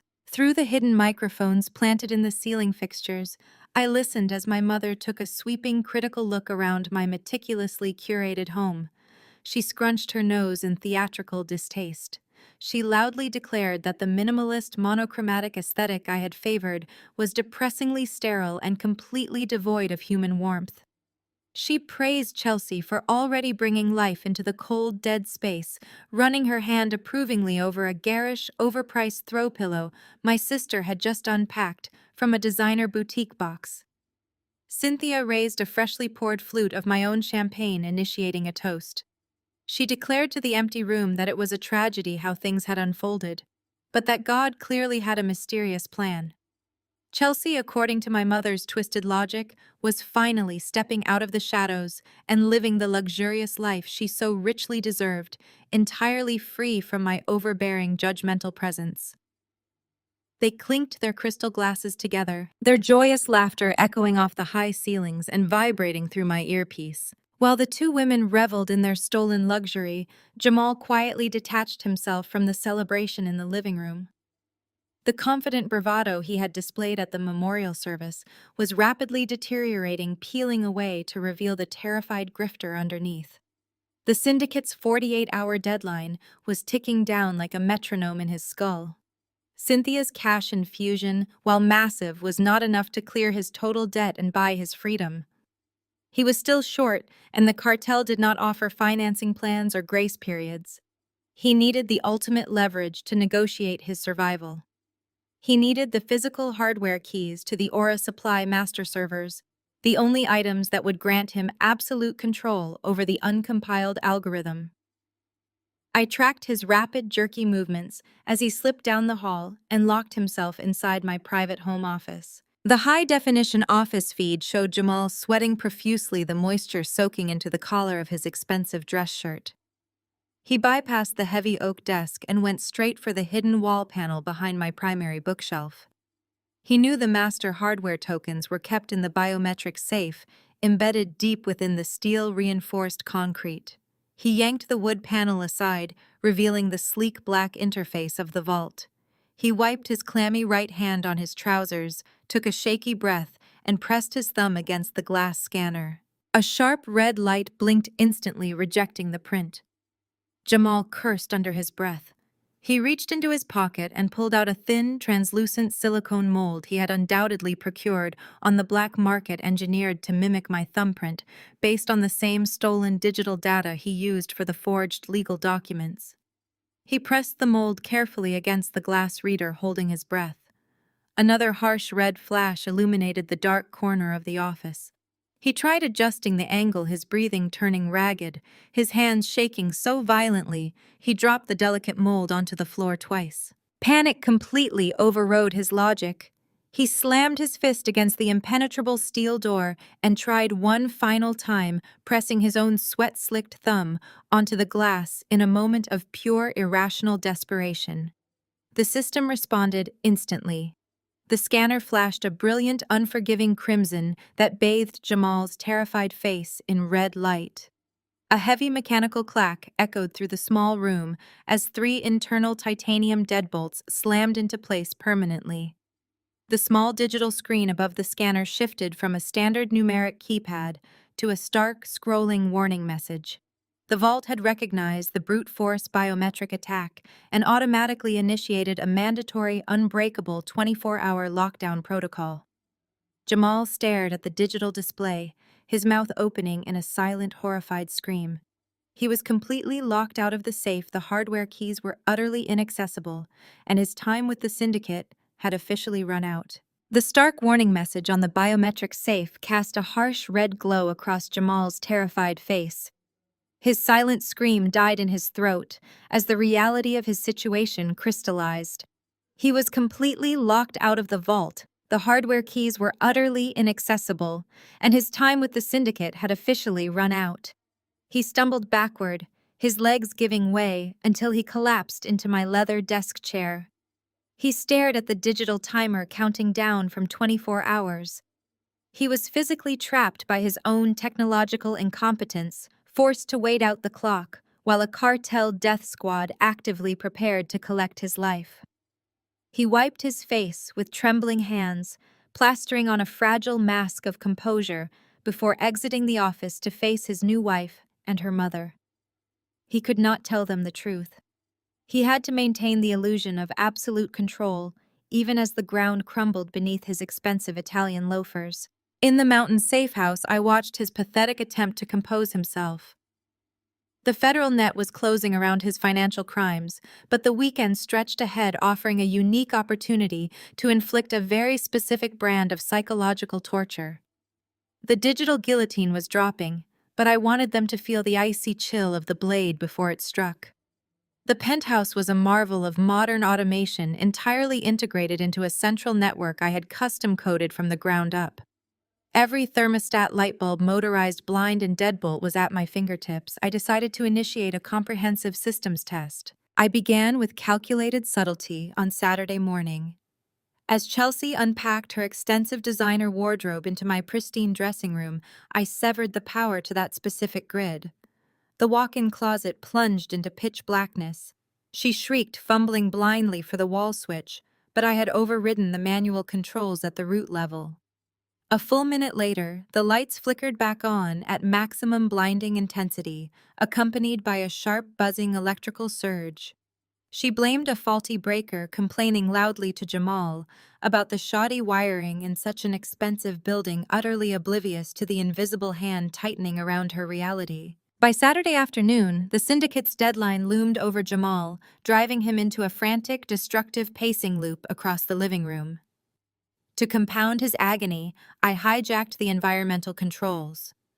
I commanded the central HVAC system to plummet the ambient temperature to a freezing 45 degrees, locking the digital thermostats behind a ghost administrator firewall. Chelsea shivered violently in her thin cashmere loungewear, complaining bitterly about the sudden biting cold. When Jamal attempted to adjust the sleek glass wall panel, the touchscreen glitched, displaying a looping sequence of meaningless binary code before shutting down entirely. He pounded his fist against the expensive glass, cursing the technology.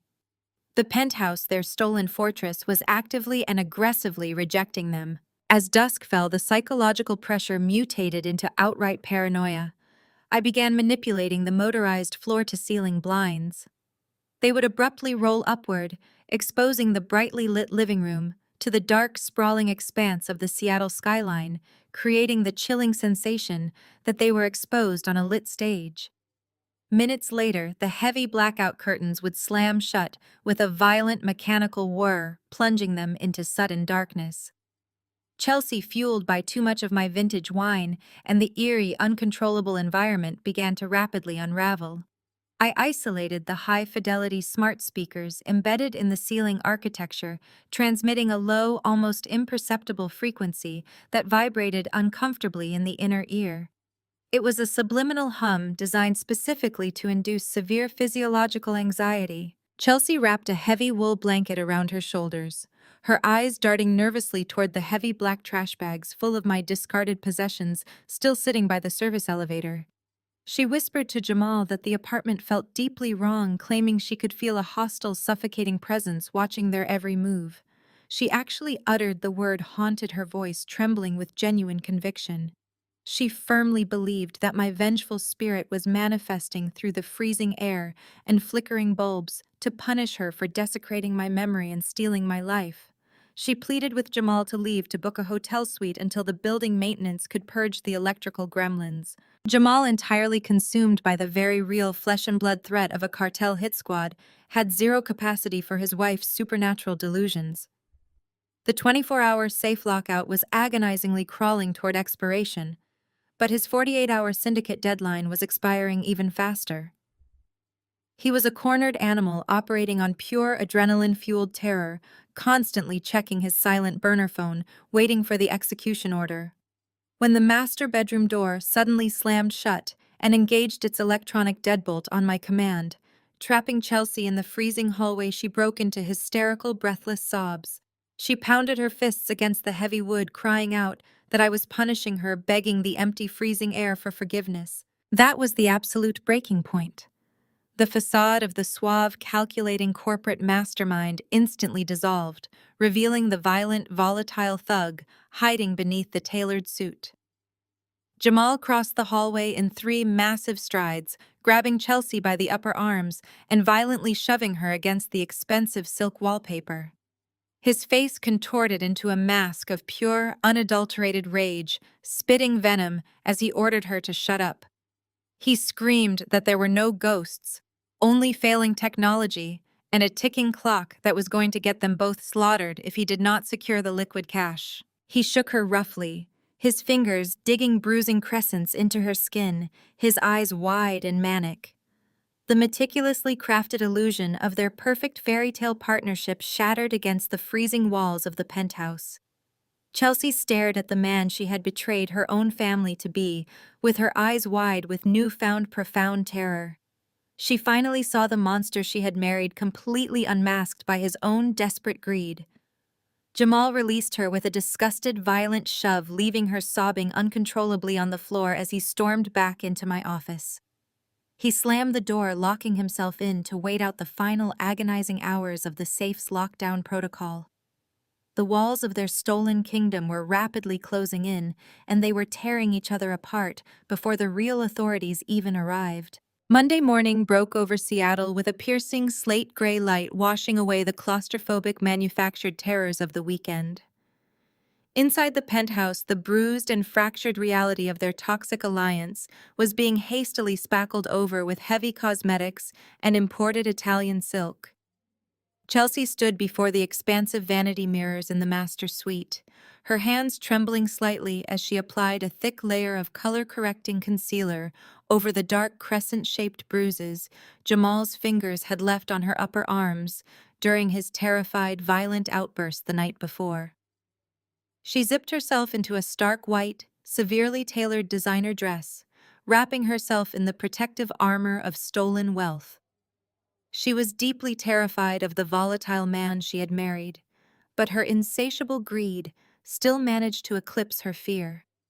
She was minutes away from being the official wife of a billionaire CEO. She swallowed her panic, practiced a brittle, camera-ready smile in the mirror, and stepped out of the dressing room determined to play her part to the bitter end. Jamal was already waiting by the front door, pacing like a caged predator in a bespoke, razor-sharp charcoal suit. The 24-hour biometric lockdown on my safe had finally expired in the early hours of the morning, but to his utter despair, he had realized the physical hardware keys secured inside were entirely useless without the unanimous, legally binding authorization of the Aura Supply Board of Directors. He could not independently execute the offshore merger or access the heavily restricted corporate treasury on his own signature alone. Today's emergency board meeting was his absolute last resort. He had to leverage my forged will to force the directors to officially install him as the permanent, unrestricted CEO and ratify the immediate release of funds. If he failed to secure their signatures and transfer the capital by noon, the cartel's 48-hour deadline would expire, and his life would be brutally forfeit. He adjusted his platinum tie clip, masking his suffocating adrenaline-fueled terror behind a thick veneer of arrogant entitlement. The private elevator chimed, depositing Cynthia directly into the foyer.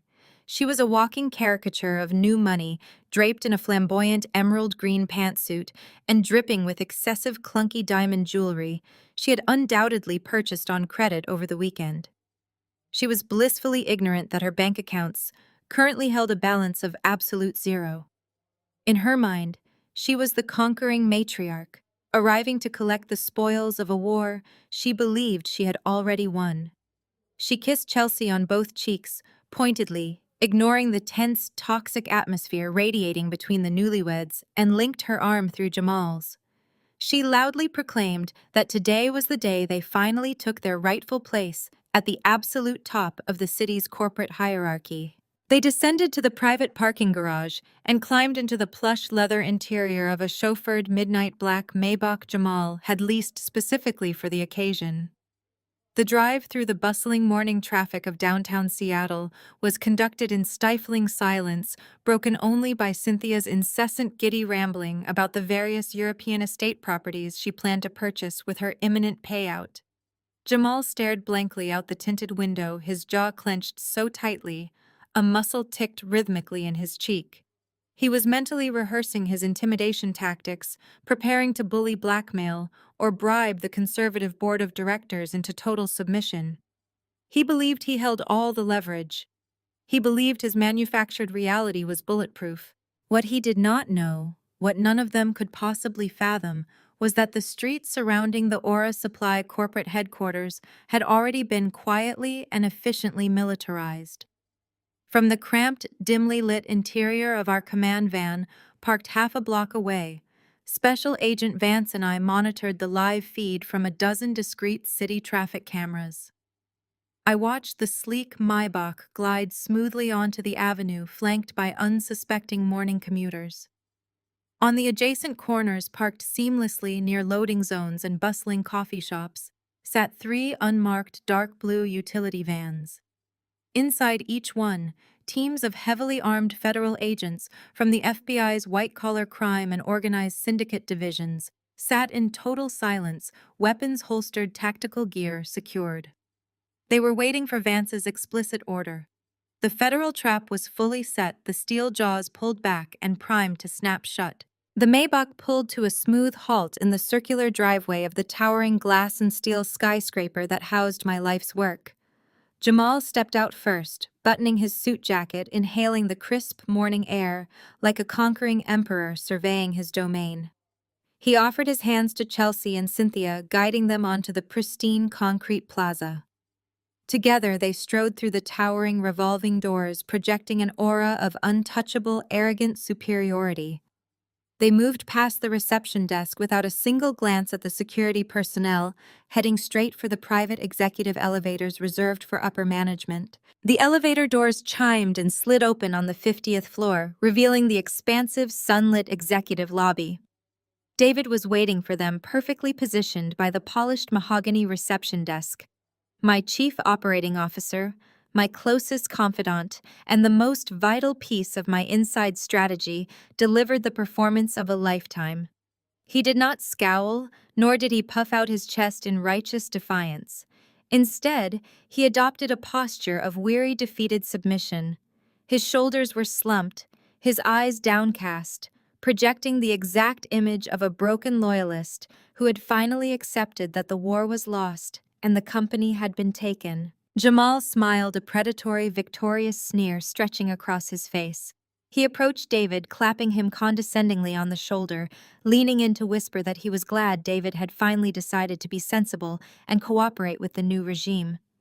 He asked if the board of directors had assembled as instructed. David nodded slowly, his voice a quiet, subservient murmur. He confirmed that every single voting member of the board was present, seated and anxiously waiting for Jamal's presentation. He added, laying the flattery on thick, that the board understood the transition of power was inevitable, and they were ready to hear his terms. Cynthia beamed loudly, whispering to Chelsea that it was about time the hired help learned to respect their betters. Jamal straightened his tie one final time, a spark of genuine hope briefly illuminating his panicked eyes, and gestured for David to lead the way. David turned on his heel, his face finally hidden from their view. Through the hidden lapel camera David wore, I watched his expression instantly morph from defeated submission to cold, calculated anticipation. He led the trio down the long, hushed corridor, lined with modern art and frosted glass partitions. At the very end of the hall stood the primary boardroom, a massive soundproof glass enclosure featuring a sprawling conference table that overlooked the entire city. David pushed the heavy glass doors open, stepping aside and bowing his head slightly, formally inviting the usurpers to step directly into their carefully constructed, inescapable cage. Jamal crossed the threshold with the swagger of an undisputed king entering his conquered throne room. The expansive glass-walled boardroom was bathed in the cold gray light of the Seattle morning, illuminating the faces of the 12 men and women seated around the massive, polished mahogany table. These were the senior directors of Aura Supply, veteran executives who had helped me build the company from a scrappy startup into a billion-dollar international empire. Now they looked like terrified hostages. They sat rigid, their hands folded tightly in front of them, their expressions a mixture of suppressed outrage and genuine fear. They had been summoned under the threat of immediate termination and corporate sabotage, fully aware that the man walking toward the head of the table was actively steering their life's work directly into a financial iceberg. Chelsea and Cynthia did not take seats at the main table. Instead, they glided over to the plush leather VIP observation chairs positioned along the panoramic windows. They settled in like visiting royalty attending a private performance. Cynthia crossed her legs, adjusting her emerald green suit, and cast a sweeping, imperious gaze over the seasoned executives. She nudged her daughter, whispering loud enough for the nearest board members to hear, commenting on how desperately the executive suite needed a complete aesthetic overhaul once the dust finally settled. Chelsea simply smirked, running her manicured fingers along the armrest. Her earlier terror at the penthouse had been completely masked by the intoxicating proximity to ultimate corporate power. They were utterly oblivious to the invisible federal net closing tightly around the building. Jamal ignored his wife and mother-in-law, his focus entirely consumed by the desperate ticking clock echoing in his head. He reached the head of the table, remaining standing to maximize his physical dominance over the seated directors. He unbuttoned his suit jacket, placed both hands flat on the polished wood, and leaned forward, sweeping a predatory gaze across the room. He did not begin with pleasantries or false condolences for my passing. He launched directly into a hard, aggressive pitch, his voice echoing sharply in the acoustic perfection of the room. He declared that Aura Supply was bleeding capital, suffering from a severe lack of visionary leadership and dangerously close to a catastrophic market devaluation. It was a complete fabrication, a narrative constructed out of thin air, but he delivered it with the furious, unyielding conviction of a cornered animal fighting for survival. He snapped his fingers at David, who dutifully stepped forward and distributed thick, leather-bound folders to each director. Inside were the finalized merger documents, the transfer of power authorizations, and pristine copies of my forged last will and testament. Jamal slapped his own master copy onto the table with a loud smack. He announced that this was an absolute non-negotiable mandate.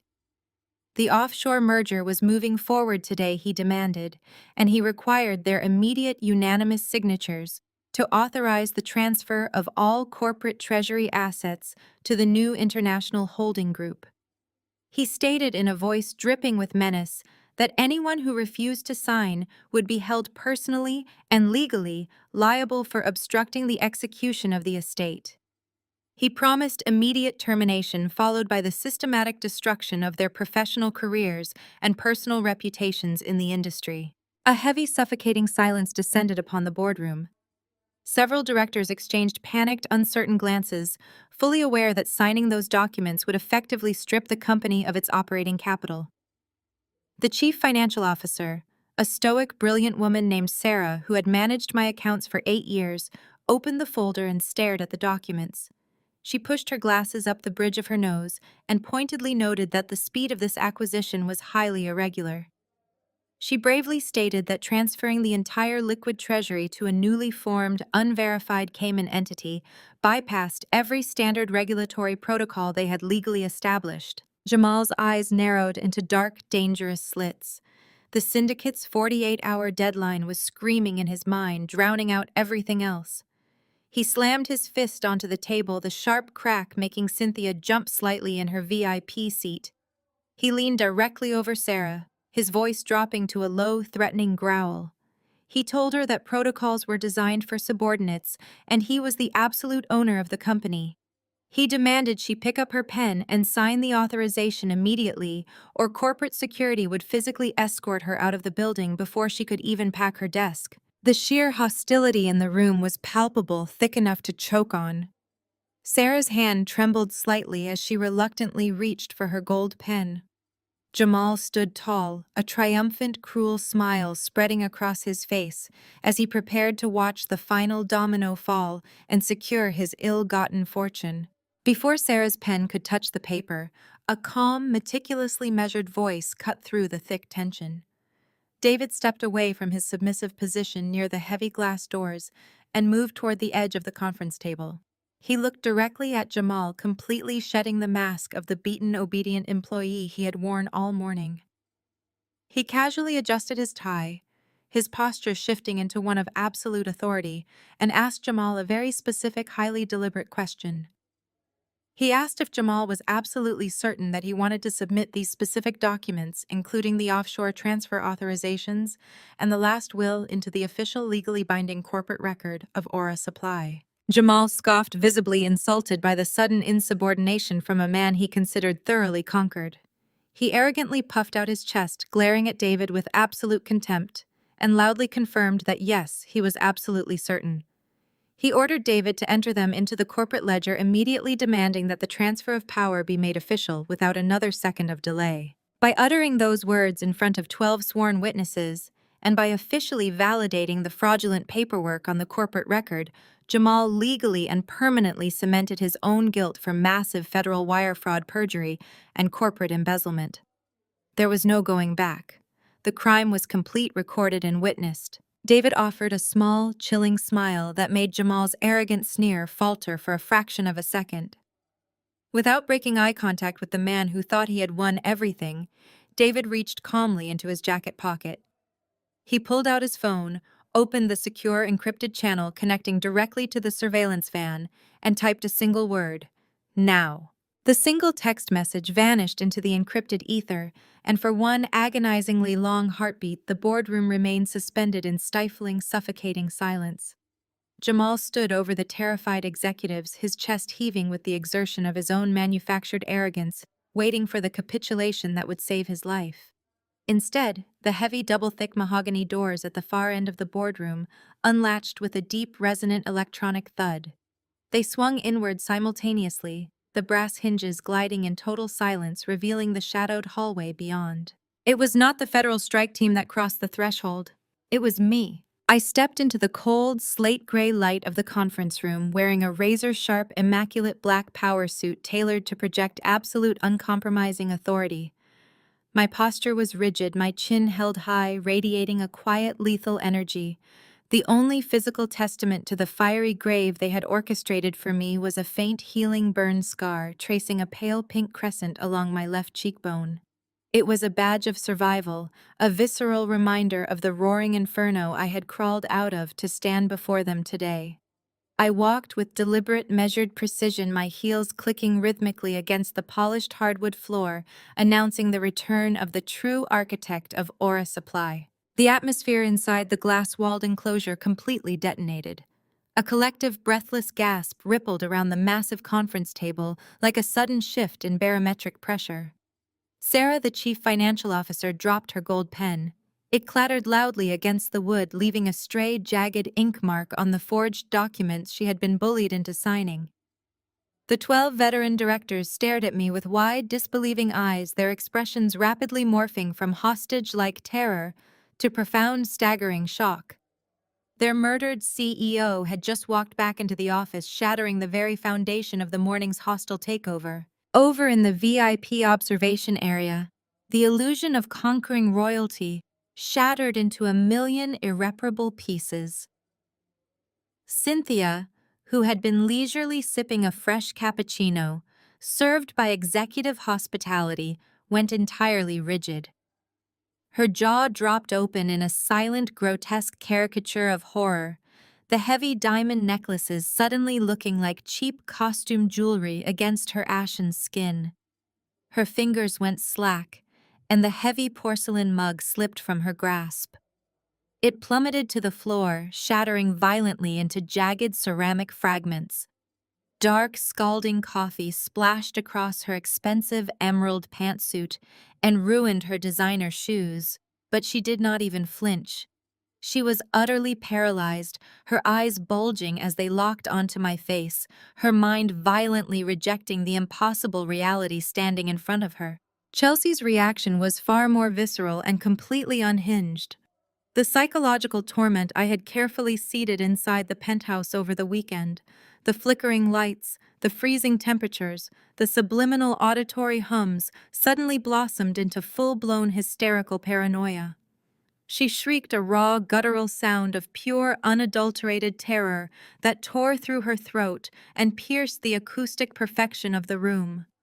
She scrambled backward, her hands scrabbling uselessly against the empty air, her pristine white dress catching and tearing on the armrest of her leather chair.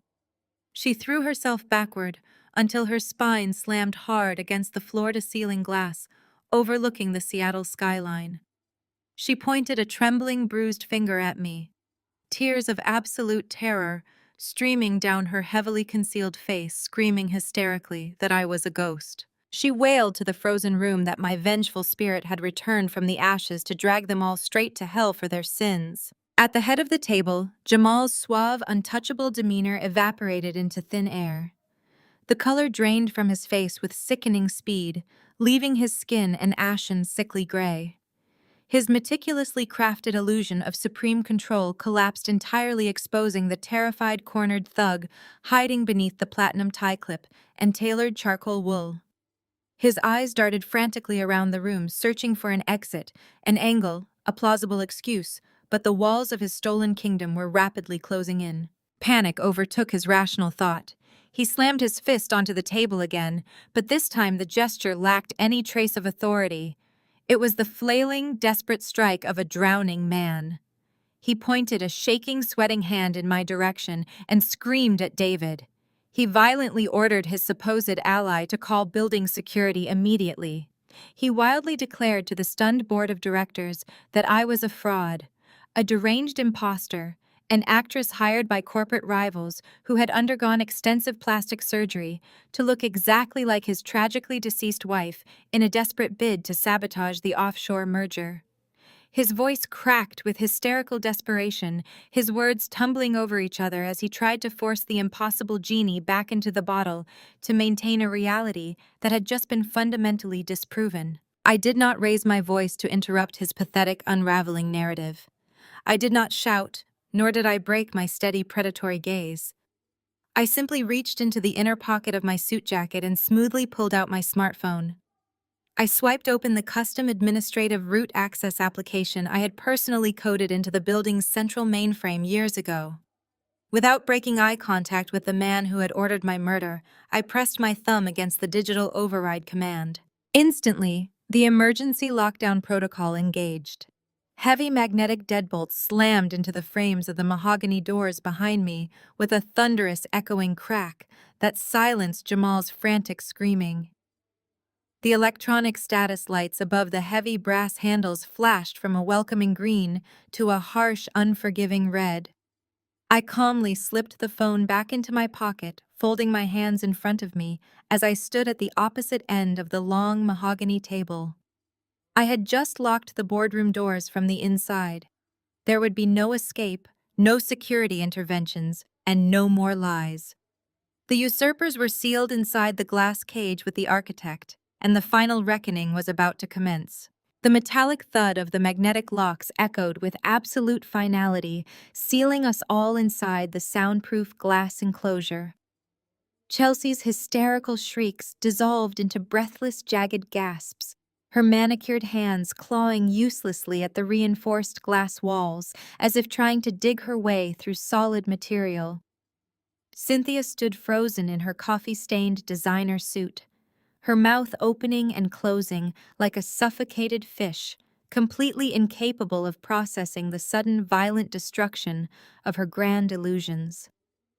Jamal remained rooted to the spot, at the head of the conference table, his mouth hanging slack, the aggressive bluster of the billionaire CEO entirely replaced by the trembling, sweating cowardice of a cornered rat. I did not offer them a single word of reassurance, nor did I acknowledge their pathetic displays of terror. I simply ignored their panic, letting the agonizing silence stretch and amplify their absolute dread as I moved. I walked with deliberate, unhurried grace down the length of the polished mahogany table. The 12 board members, seasoned executives who had weathered countless corporate storms and market crashes, shrank back into their heavy leather chairs as I passed. They were physically paralyzed, their eyes tracking my every movement with a mixture of profound awe and primal fear. They had arrived this morning expecting to surrender to a hostile corporate takeover, fully prepared to sacrifice the company to save their own careers. But they were now trapped as captive witnesses to a resurrection that defied the boundaries of reality. I reached the head of the table. Jamal was still standing there, a hyperventilating obstruction blocking my rightful place. He raised his hands defensively, stammering out a fragmented, incoherent plea, his terrified eyes darting frantically toward the locked doors. I did not waste my breath on him. I simply raised my right arm and shoved him hard in the chest. The physical contact was sharp and dismissive, stripping away whatever lingering shreds of dignity he possessed. He stumbled backward, his expensive Italian loafers catching on the thick carpet, and collapsed unceremoniously into an empty chair, gasping for air as if I had driven the wind from his lungs. With the usurper violently removed from my path, I turned my attention to the sleek integrated control console embedded directly into the center of the conference table. Jamal had queued up a meticulously sanitized, deceitful slide deck of financial projections, colorful graphs, designed to mask the blatant theft he was attempting to execute. I bypassed his secure login with a few rapid keystrokes, utilizing my hidden root-level administrator credentials that I had never officially surrendered. The digital interface instantly obeyed its true creator. I commanded the automated environmental systems to lower the heavy blackout shades, plunging the expansive room into a deliberate cinematic darkness. The massive wall-to-wall projection screen hummed to life at the far end of the boardroom, radiating a stark, sterile glow that washed over the horrified faces of the seated executives. I bypassed his fabricated pie charts and manipulated offshore ledgers, delving into the hidden root directory to select a specific, heavily encrypted video file I had personally prepared for this exact reckoning. I tapped the screen to initiate playback. The projector cast a massive razor-sharp image across the room, illuminating the dark space with cold light. It was not a corporate presentation or a quarterly earnings report. It was the raw, unedited, 4K night vision footage captured by the panoramic security cameras, integrated seamlessly into the frame of my Tesla. The high-definition infrared sensors rendered the pitch-black mountain road in eerie, hyper-detailed shades of stark silver and black, turning the scene of the crime into a digital theater of horrors. The ambient audio from the vehicle's external microphones hissed to life through the boardroom's state-of-the-art surround sound speakers, filling the room with the desolate, chilling sound of the howling mountain wind. Then the figures appeared on the massive screen. The 12 board members leaned forward, their breath hitching in a collective horrified gasp. The footage was impossibly clear, capturing every damning detail with clinical precision. They watched the glowing silver silhouette of Chelsea step directly into the frame. Her face was perfectly illuminated by the infrared sensors, her delicate features twisted into a mask of pure, vicious malice. In the silent, darkened boardroom, the executives watched her raise her arm, holding the heavy brass lighter. They saw the distinct mechanical flick of the lid, a tiny spark of heat registering brightly on the thermal imaging. Then the undeniable act was broadcast in staggering high definition. Chelsea tossed the open lighter directly onto the highly volatile pool of liquid accelerant pooling around the crushed vehicle. The screen exploded into a blinding flash of white-hot thermal energy as the gasoline ignited. The explosive whoosh of the sudden inferno roared through the boardroom speakers, a terrifying concussive sound that made several executives physically flinch and cover their ears in shock. On the screen, the flames instantly consumed the wreckage, turning the vehicle into a raging, inescapable cage of fire. The camera angle smoothly adjusted, capturing the immediate aftermath of the ignition. Cynthia stepped fully into the frame, her face illuminated by the raging inferno she had just helped orchestrate. The high-fidelity audio system caught her exact words, amplifying them so every single person in the room could hear the cold, calculating cruelty of her voice. She did not express horror or regret. Instead, she stared directly into the flames and delivered her vicious, triumphant parting words, declaring that the wealth was finally theirs and ensuring I would burn to ashes. Her voice echoed around the mahogany table, a chilling testament to her absolute lack of humanity. In the VIP chairs, the real Cynthia clamped her hands over her ears, sobbing hysterically as her own recorded voice condemned her to a lifetime behind bars. The final piece of the damning tableau unfolded as the Tesla's rear-facing cameras picked up the movement further down the deserted mountain pass. The footage clearly displayed the heavy black SUV idling in the shadows, waiting for the execution to be completed. The camera zoomed in with terrifying clarity, piercing the windshield and capturing Jamal sitting squarely in the driver's seat.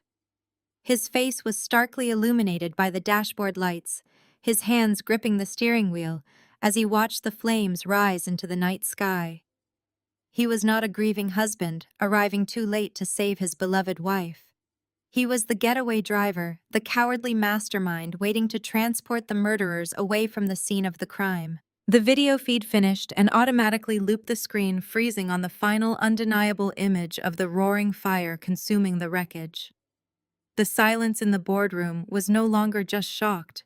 It was profoundly physically sickening.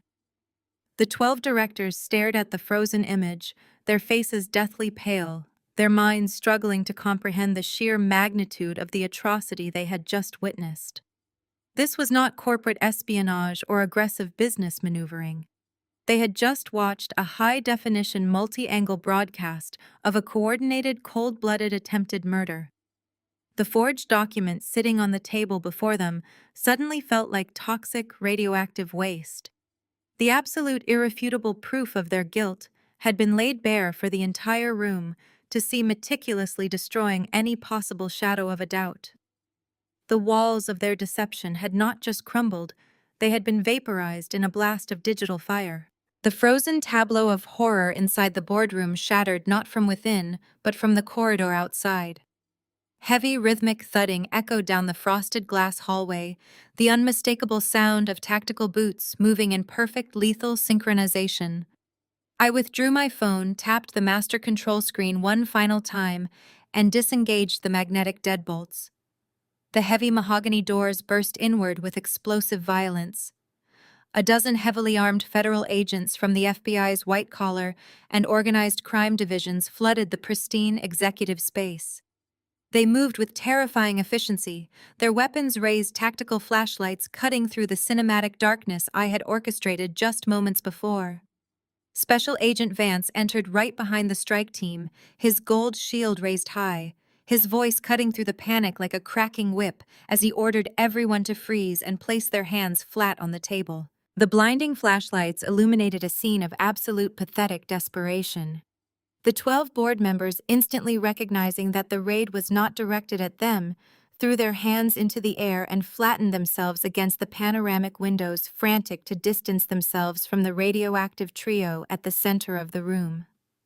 David stepped smoothly away from the conference table, calmly gathering the forged documents, the offshore transfer authorizations, and the signed corporate ledger. He handed the undeniable physical proof of federal wire fraud directly to Agent Vance. The trap had closed flawlessly. The night vision video of the attempted murder was still looping silently on the massive projector screen behind me, serving as a damning high-definition backdrop to the unfolding arrests. Reality crashed down upon my former husband with the crushing weight of a collapsing skyscraper. Confronted with the immediate, inescapable prospect of spending the rest of his natural life in a maximum security federal penitentiary, Jamal's loyalty evaporated faster than spilled gasoline. The tailored suit and platinum tie clip could no longer disguise the sniveling, self-serving coward beneath the fabric. As an armored agent grabbed his arm to secure the heavy plastic zip ties, Jamal violently twisted away, pointing a shaking, frantic finger directly at Chelsea and Cynthia. He began to scream, his voice pitching into a hysterical, breathless whine that echoed off the glass walls. He frantically told the agents that he had absolutely nothing to do with the fire or the forged documents. He spun a pathetic, frantic narrative claiming that the mother and daughter were deranged, violent psychopaths who had masterminded the entire arson plot from the very beginning.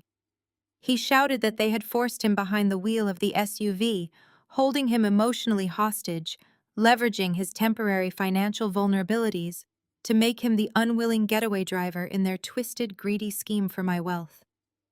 He begged the agents to believe he was just a terrified bystander caught in their murderous web. Hearing the man she had betrayed her own family to marry eagerly throw her under the federal bus completely shattered Chelsea's fragile, bruised psyche. The terror that had paralyzed her against the glass wall mutated instantly into a blind, feral rage. She shrieked a sound of pure, venomous hatred and launched herself across the expensive carpet.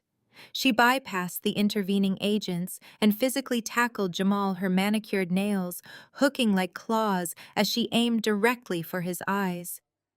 She collided with his chest, sending them both crashing hard into the edge of the mahogany conference table. She screamed that he was a pathetic, lying parasite, shrieking to the room that the entire hostile takeover and the murder plot were his desperate brainchildren. She frantically detailed his massive unpayable debts to the syndicate, the cartel death squad breathing down his neck, and how he had manipulated and used her family's inherent greed to save his own miserable life. The polished boardroom degenerated into a chaotic, undignified brawl. Chelsea thrashed and kicked, tearing at Jamal's expensive suit, leaving deep, bloody scratches across his cheek as he desperately tried to shield his face and push her away. The federal agents converged instantly, shouting forceful commands as they wedged themselves between the violently thrashing couple.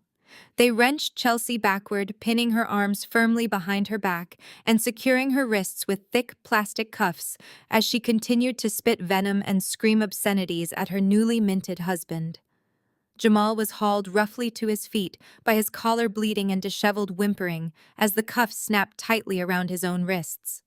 Their fairy tale alliance of greed had spectacularly imploded, reducing them to rabid animals, willing to tear each other's throats out for a lighter prison sentence. While the agents wrestled her daughter and son-in-law into submission, Cynthia completely abandoned the last remaining shreds of her aristocratic delusion.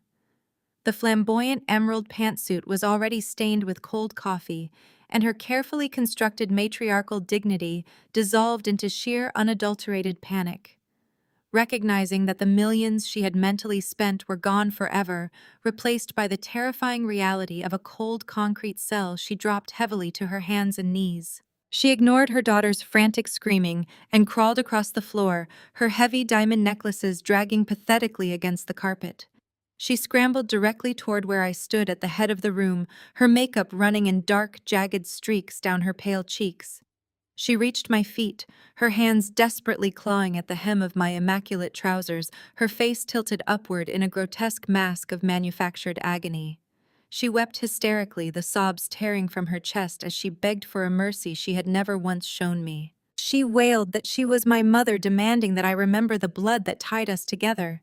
She frantically claimed that she was a victim too, that her mind had been clouded by confusion and grief, insisting blindly that Jamal and Chelsea had orchestrated everything and forced her to participate against her will. She pleaded for me to tell the federal agents it was all a terrible misunderstanding, to save her from the horrific consequences of her own actions. I did not flinch. I did not offer a hand to help her up, nor did I kick her away. I simply took one deliberate, measured step backward, forcing her grasping hands to fall empty against the floor. The looping video of her standing by my burning car bathed us both in a flickering, ghostly light. I looked down at the pathetic, sobbing woman, groveling at my expensive shoes. There was no anger left in my expression, no residual sorrow, and absolutely no forgiveness. I stared down at her with absolute, unforgiving ice in my eyes, watching the sudden, terrifying realization wash over her that the daughter she had tried to burn alive was now the one holding the match. I stepped out of Cynthia's desperate reach, allowing her heavily ringed hands to grasp nothing but the empty carpet. Her wailing reverberated against the glass walls, a pathetic symphony of manufactured regret. I did not bend down to offer false comfort, nor did I raise my voice to match her hysteria. I simply looked down at the woman who had birthed me, feeling a profound, absolute emptiness where a daughter's love should have resided. I told her that the time for maternal appeals had expired the moment she stood by a burning car and cheered for my cremation. Her tears were not born of guilt or remorse for a murdered child, but from the sudden, terrifying realization that she had bet on the losing horse, and the bill had finally come due. I stepped over her trembling form and moved toward the center of the boardroom table, where the thick leather folders of fraudulent paperwork lay scattered. Agent Vance stood by, securing the documents into evidence bags, but I paused him with a slight raise of my hand. I looked directly at Jamal. He was slumped in the leather chair, breathing heavily through his mouth, his face bleeding from Chelsea's frantic scratches. The arrogant bravado was entirely gone, replaced by a hollow, vacant stare. I wanted him to understand exactly how deeply he had been outplayed. I picked up his master copy of the forged transfer authorizations and my supposedly finalized last will and testament. I held the document up to the harsh boardroom lights. I explained in a voice as calm and steady as a ticking metronome that the signature he had so painstakingly forged and bullied the board into accepting was a fatal trap. Months ago, anticipating his inevitable greed, I had quietly updated my legal signature with a microscopic encrypted digital watermark for all corporate and personal banking authorizations. The signature he had copied from an old tax return and proudly submitted into the official Aura Supply ledger was a registered decoy. By presenting that specific outdated signature to the board and officially demanding its execution to transfer corporate treasury assets, he had not just committed standard forgery. He had triggered a silent automatic federal alarm I had embedded in the banking software. Every single page he had forced the directors to sign over the last hour instantly compounded into multiple irrefutable counts of massive federal wire fraud, aggravated identity theft, and corporate embezzlement. The paperwork was not his ticket to a billionaire's paradise. It was a flawlessly engineered legal anvil that would keep him buried in a maximum security cell for the rest of his natural life. Jamal squeezed his eyes shut, his chest heaving as the inescapable reality of the trap closed around his throat. But the reckoning was not quite finished. I dropped the fraudulent will back onto the mahogany table and turned my attention back to the floor, where Cynthia was still sobbing into her hands. I told her to look at me. When she finally raised her tear-streaked, ruined face, I delivered the final crushing blow to her aristocratic delusions. I informed her that her beloved son-in-law had not just been draining my company to fund his lavish lifestyle and cover his catastrophic gambling debts. The syndicate he owed was not known for their patience, and Jamal had needed millions in immediate liquid capital to buy them off over the weekend while he orchestrated the hostile takeover. I watched the dawning horror stretch across Cynthia's face as I explained exactly where he had found that money. Using the forged power of attorney he had prepared for the merger, Jamal had secretly bypassed her personal financial advisors. He had systematically liquidated her offshore retirement accounts, drained her private trusts, and heavily leveraged her luxury properties to the absolute legal limit. He had handed her entire life savings over to a criminal cartel to save his own skin, leaving her with absolutely nothing. Cynthia's breath hitched in a grotesque, rattling wheeze. The realization struck her with the force of a physical blow. She was no longer a wealthy socialite manipulating her daughters for status and power. She was completely, utterly bankrupt. Her designer clothes and heavy diamond necklaces were now the only assets she possessed in the world, and even those were likely purchased on lines of credit she could never repay.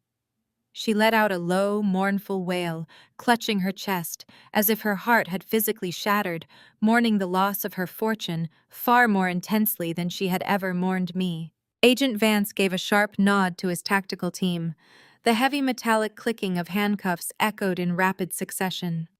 Cynthia was hauled roughly to her feet by a female agent, her wrists secured tightly behind her back, her protests dissolving into incomprehensible, hyperventilating whimpers.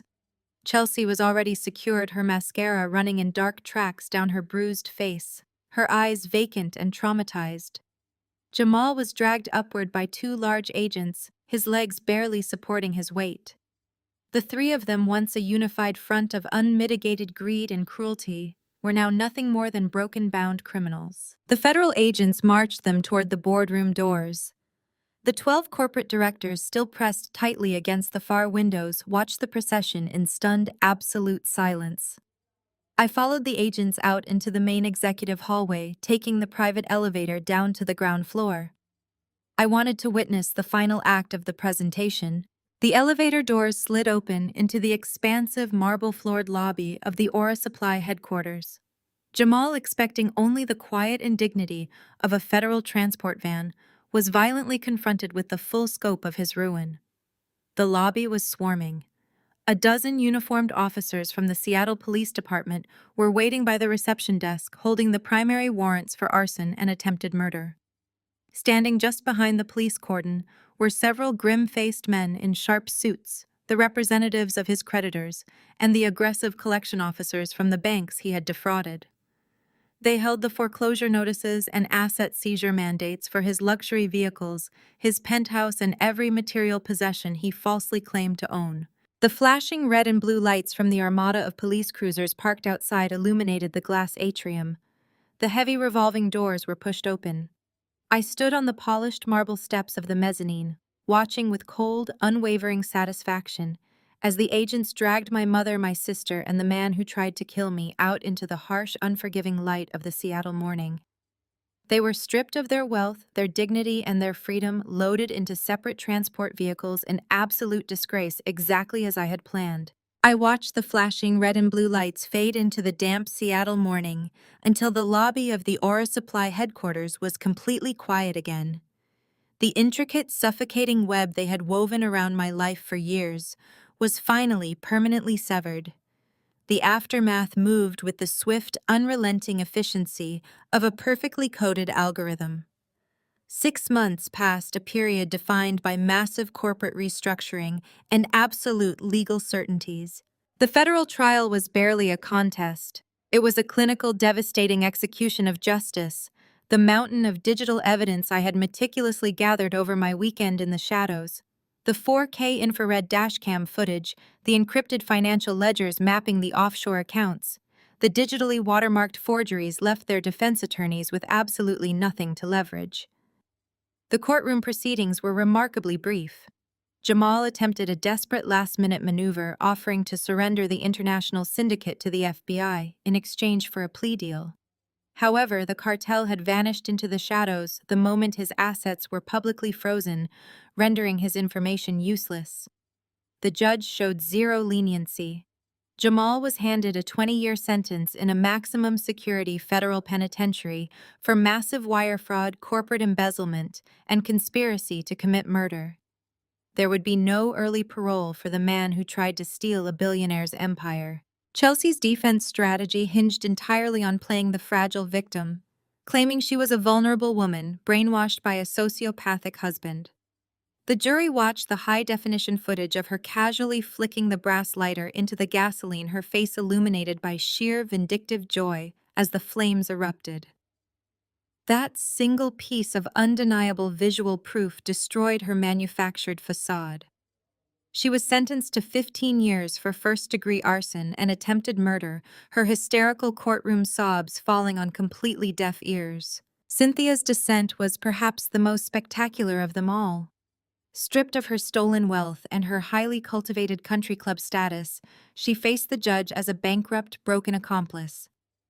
The court sentenced her to 10 years in federal prison for her active role in the conspiracy and her attempts to facilitate the hostile takeover. I visited the Federal Women's Correctional Facility exactly once. I did not go to offer forgiveness, nor did I go to seek some profound emotional closure. I went to deliver a final, definitive period to the end of our shared history. The visitation room was a stark, depressing box of cinder block and heavily scratched plexiglass, smelling faintly of industrial bleach and institutional despair. Cynthia was led into the booth wearing a faded, oversized khaki jumpsuit. Her hair, once perfectly coiffed and expensively dyed, was showing a stark, jagged line of gray at the roots. The heavy diamond necklaces had been replaced by a cheap plastic identification bracelet. Her skin was sallow, her posture slumped, and her eyes darted around the room with nervous, bird-like anxiety. She picked up the heavy black receiver, her hands trembling violently against the plastic. She opened her mouth, the familiar manipulative tears already welling in her eyes, preparing to launch into a practiced, desperate speech about redemption, forgiveness, and unbreakable family bonds. I held up my hand, stopping her before a single sound could pass through the wire. I looked directly into her eyes, leaning slightly closer to the scratched plastic divider. My voice was calm, steady, and devoid of any lingering emotion. I told her I was only there to return a message. I repeated the exact words she had thrown at my burning car on that dark, isolated mountain road. Every trace of your toxicity is gone. The Empire is fine. You just aren't in it. I hung up the receiver, turned my back on her muffled, frantic protests behind the glass, and walked out of the prison without ever looking back. Returning to Aura Supply felt like breathing clean air for the first time in a decade. Unshackled from Jamal's parasitic theft and my family's relentless toxic meddling, the company experienced an unprecedented surge in growth. I immediately promoted David to Chief Operating Officer. He had proven his loyalty not in the safety of a corporate boardroom, but in the terrifying high-stakes trenches of a life-or-death survival plan.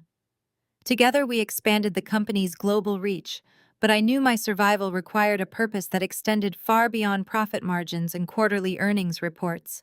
I took a significant portion of my personal wealth and established a new heavily funded nonprofit foundation. We utilized the very same advanced technology, secure encrypted communications, and untraceable financial routing systems I had used to orchestrate my own resurrection. The foundation was designed specifically to help victims of domestic abuse and financial fraud. We provided the invisible digital shields and the immediate untraceable liquid capital necessary for desperate trapped people to escape their abusers, vanish entirely from the grid, and safely rebuild their lives. We became the ghost in the machine for those who needed a way out of the dark, turning the architecture of my survival into a weapon for others. On a crisp, clear evening, exactly 1 year after the fire, I stood on the expansive wraparound balcony of my downtown penthouse. The Seattle skyline glittered brightly against the darkening sky, a vast sea of electric light reflecting off the dark, churning waters of Puget Sound. David stepped out onto the terrace, the sliding glass door shutting quietly behind him. He was holding 2 glasses of aged single malt scotch. He handed one to me in comfortable, companionable silence. We stood shoulder to shoulder, leaning against the cold glass railing, watching the city breathe below us. The scars on my cheek had faded to near invisibility, a pale reminder of a past life, but the lessons I had learned were permanently etched into my soul. Taking a slow sip of the amber liquid, I looked over at the man who had risked everything to pull me from the ashes.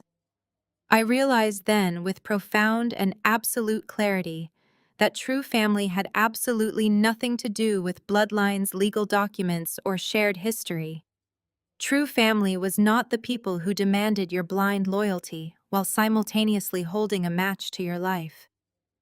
True family was the people who stood securely by your side when the fire started, ready to help you burn the monsters down to the ground. Cassidy's harrowing journey serves as a powerful reminder that toxic ties must be severed regardless of shared DNA.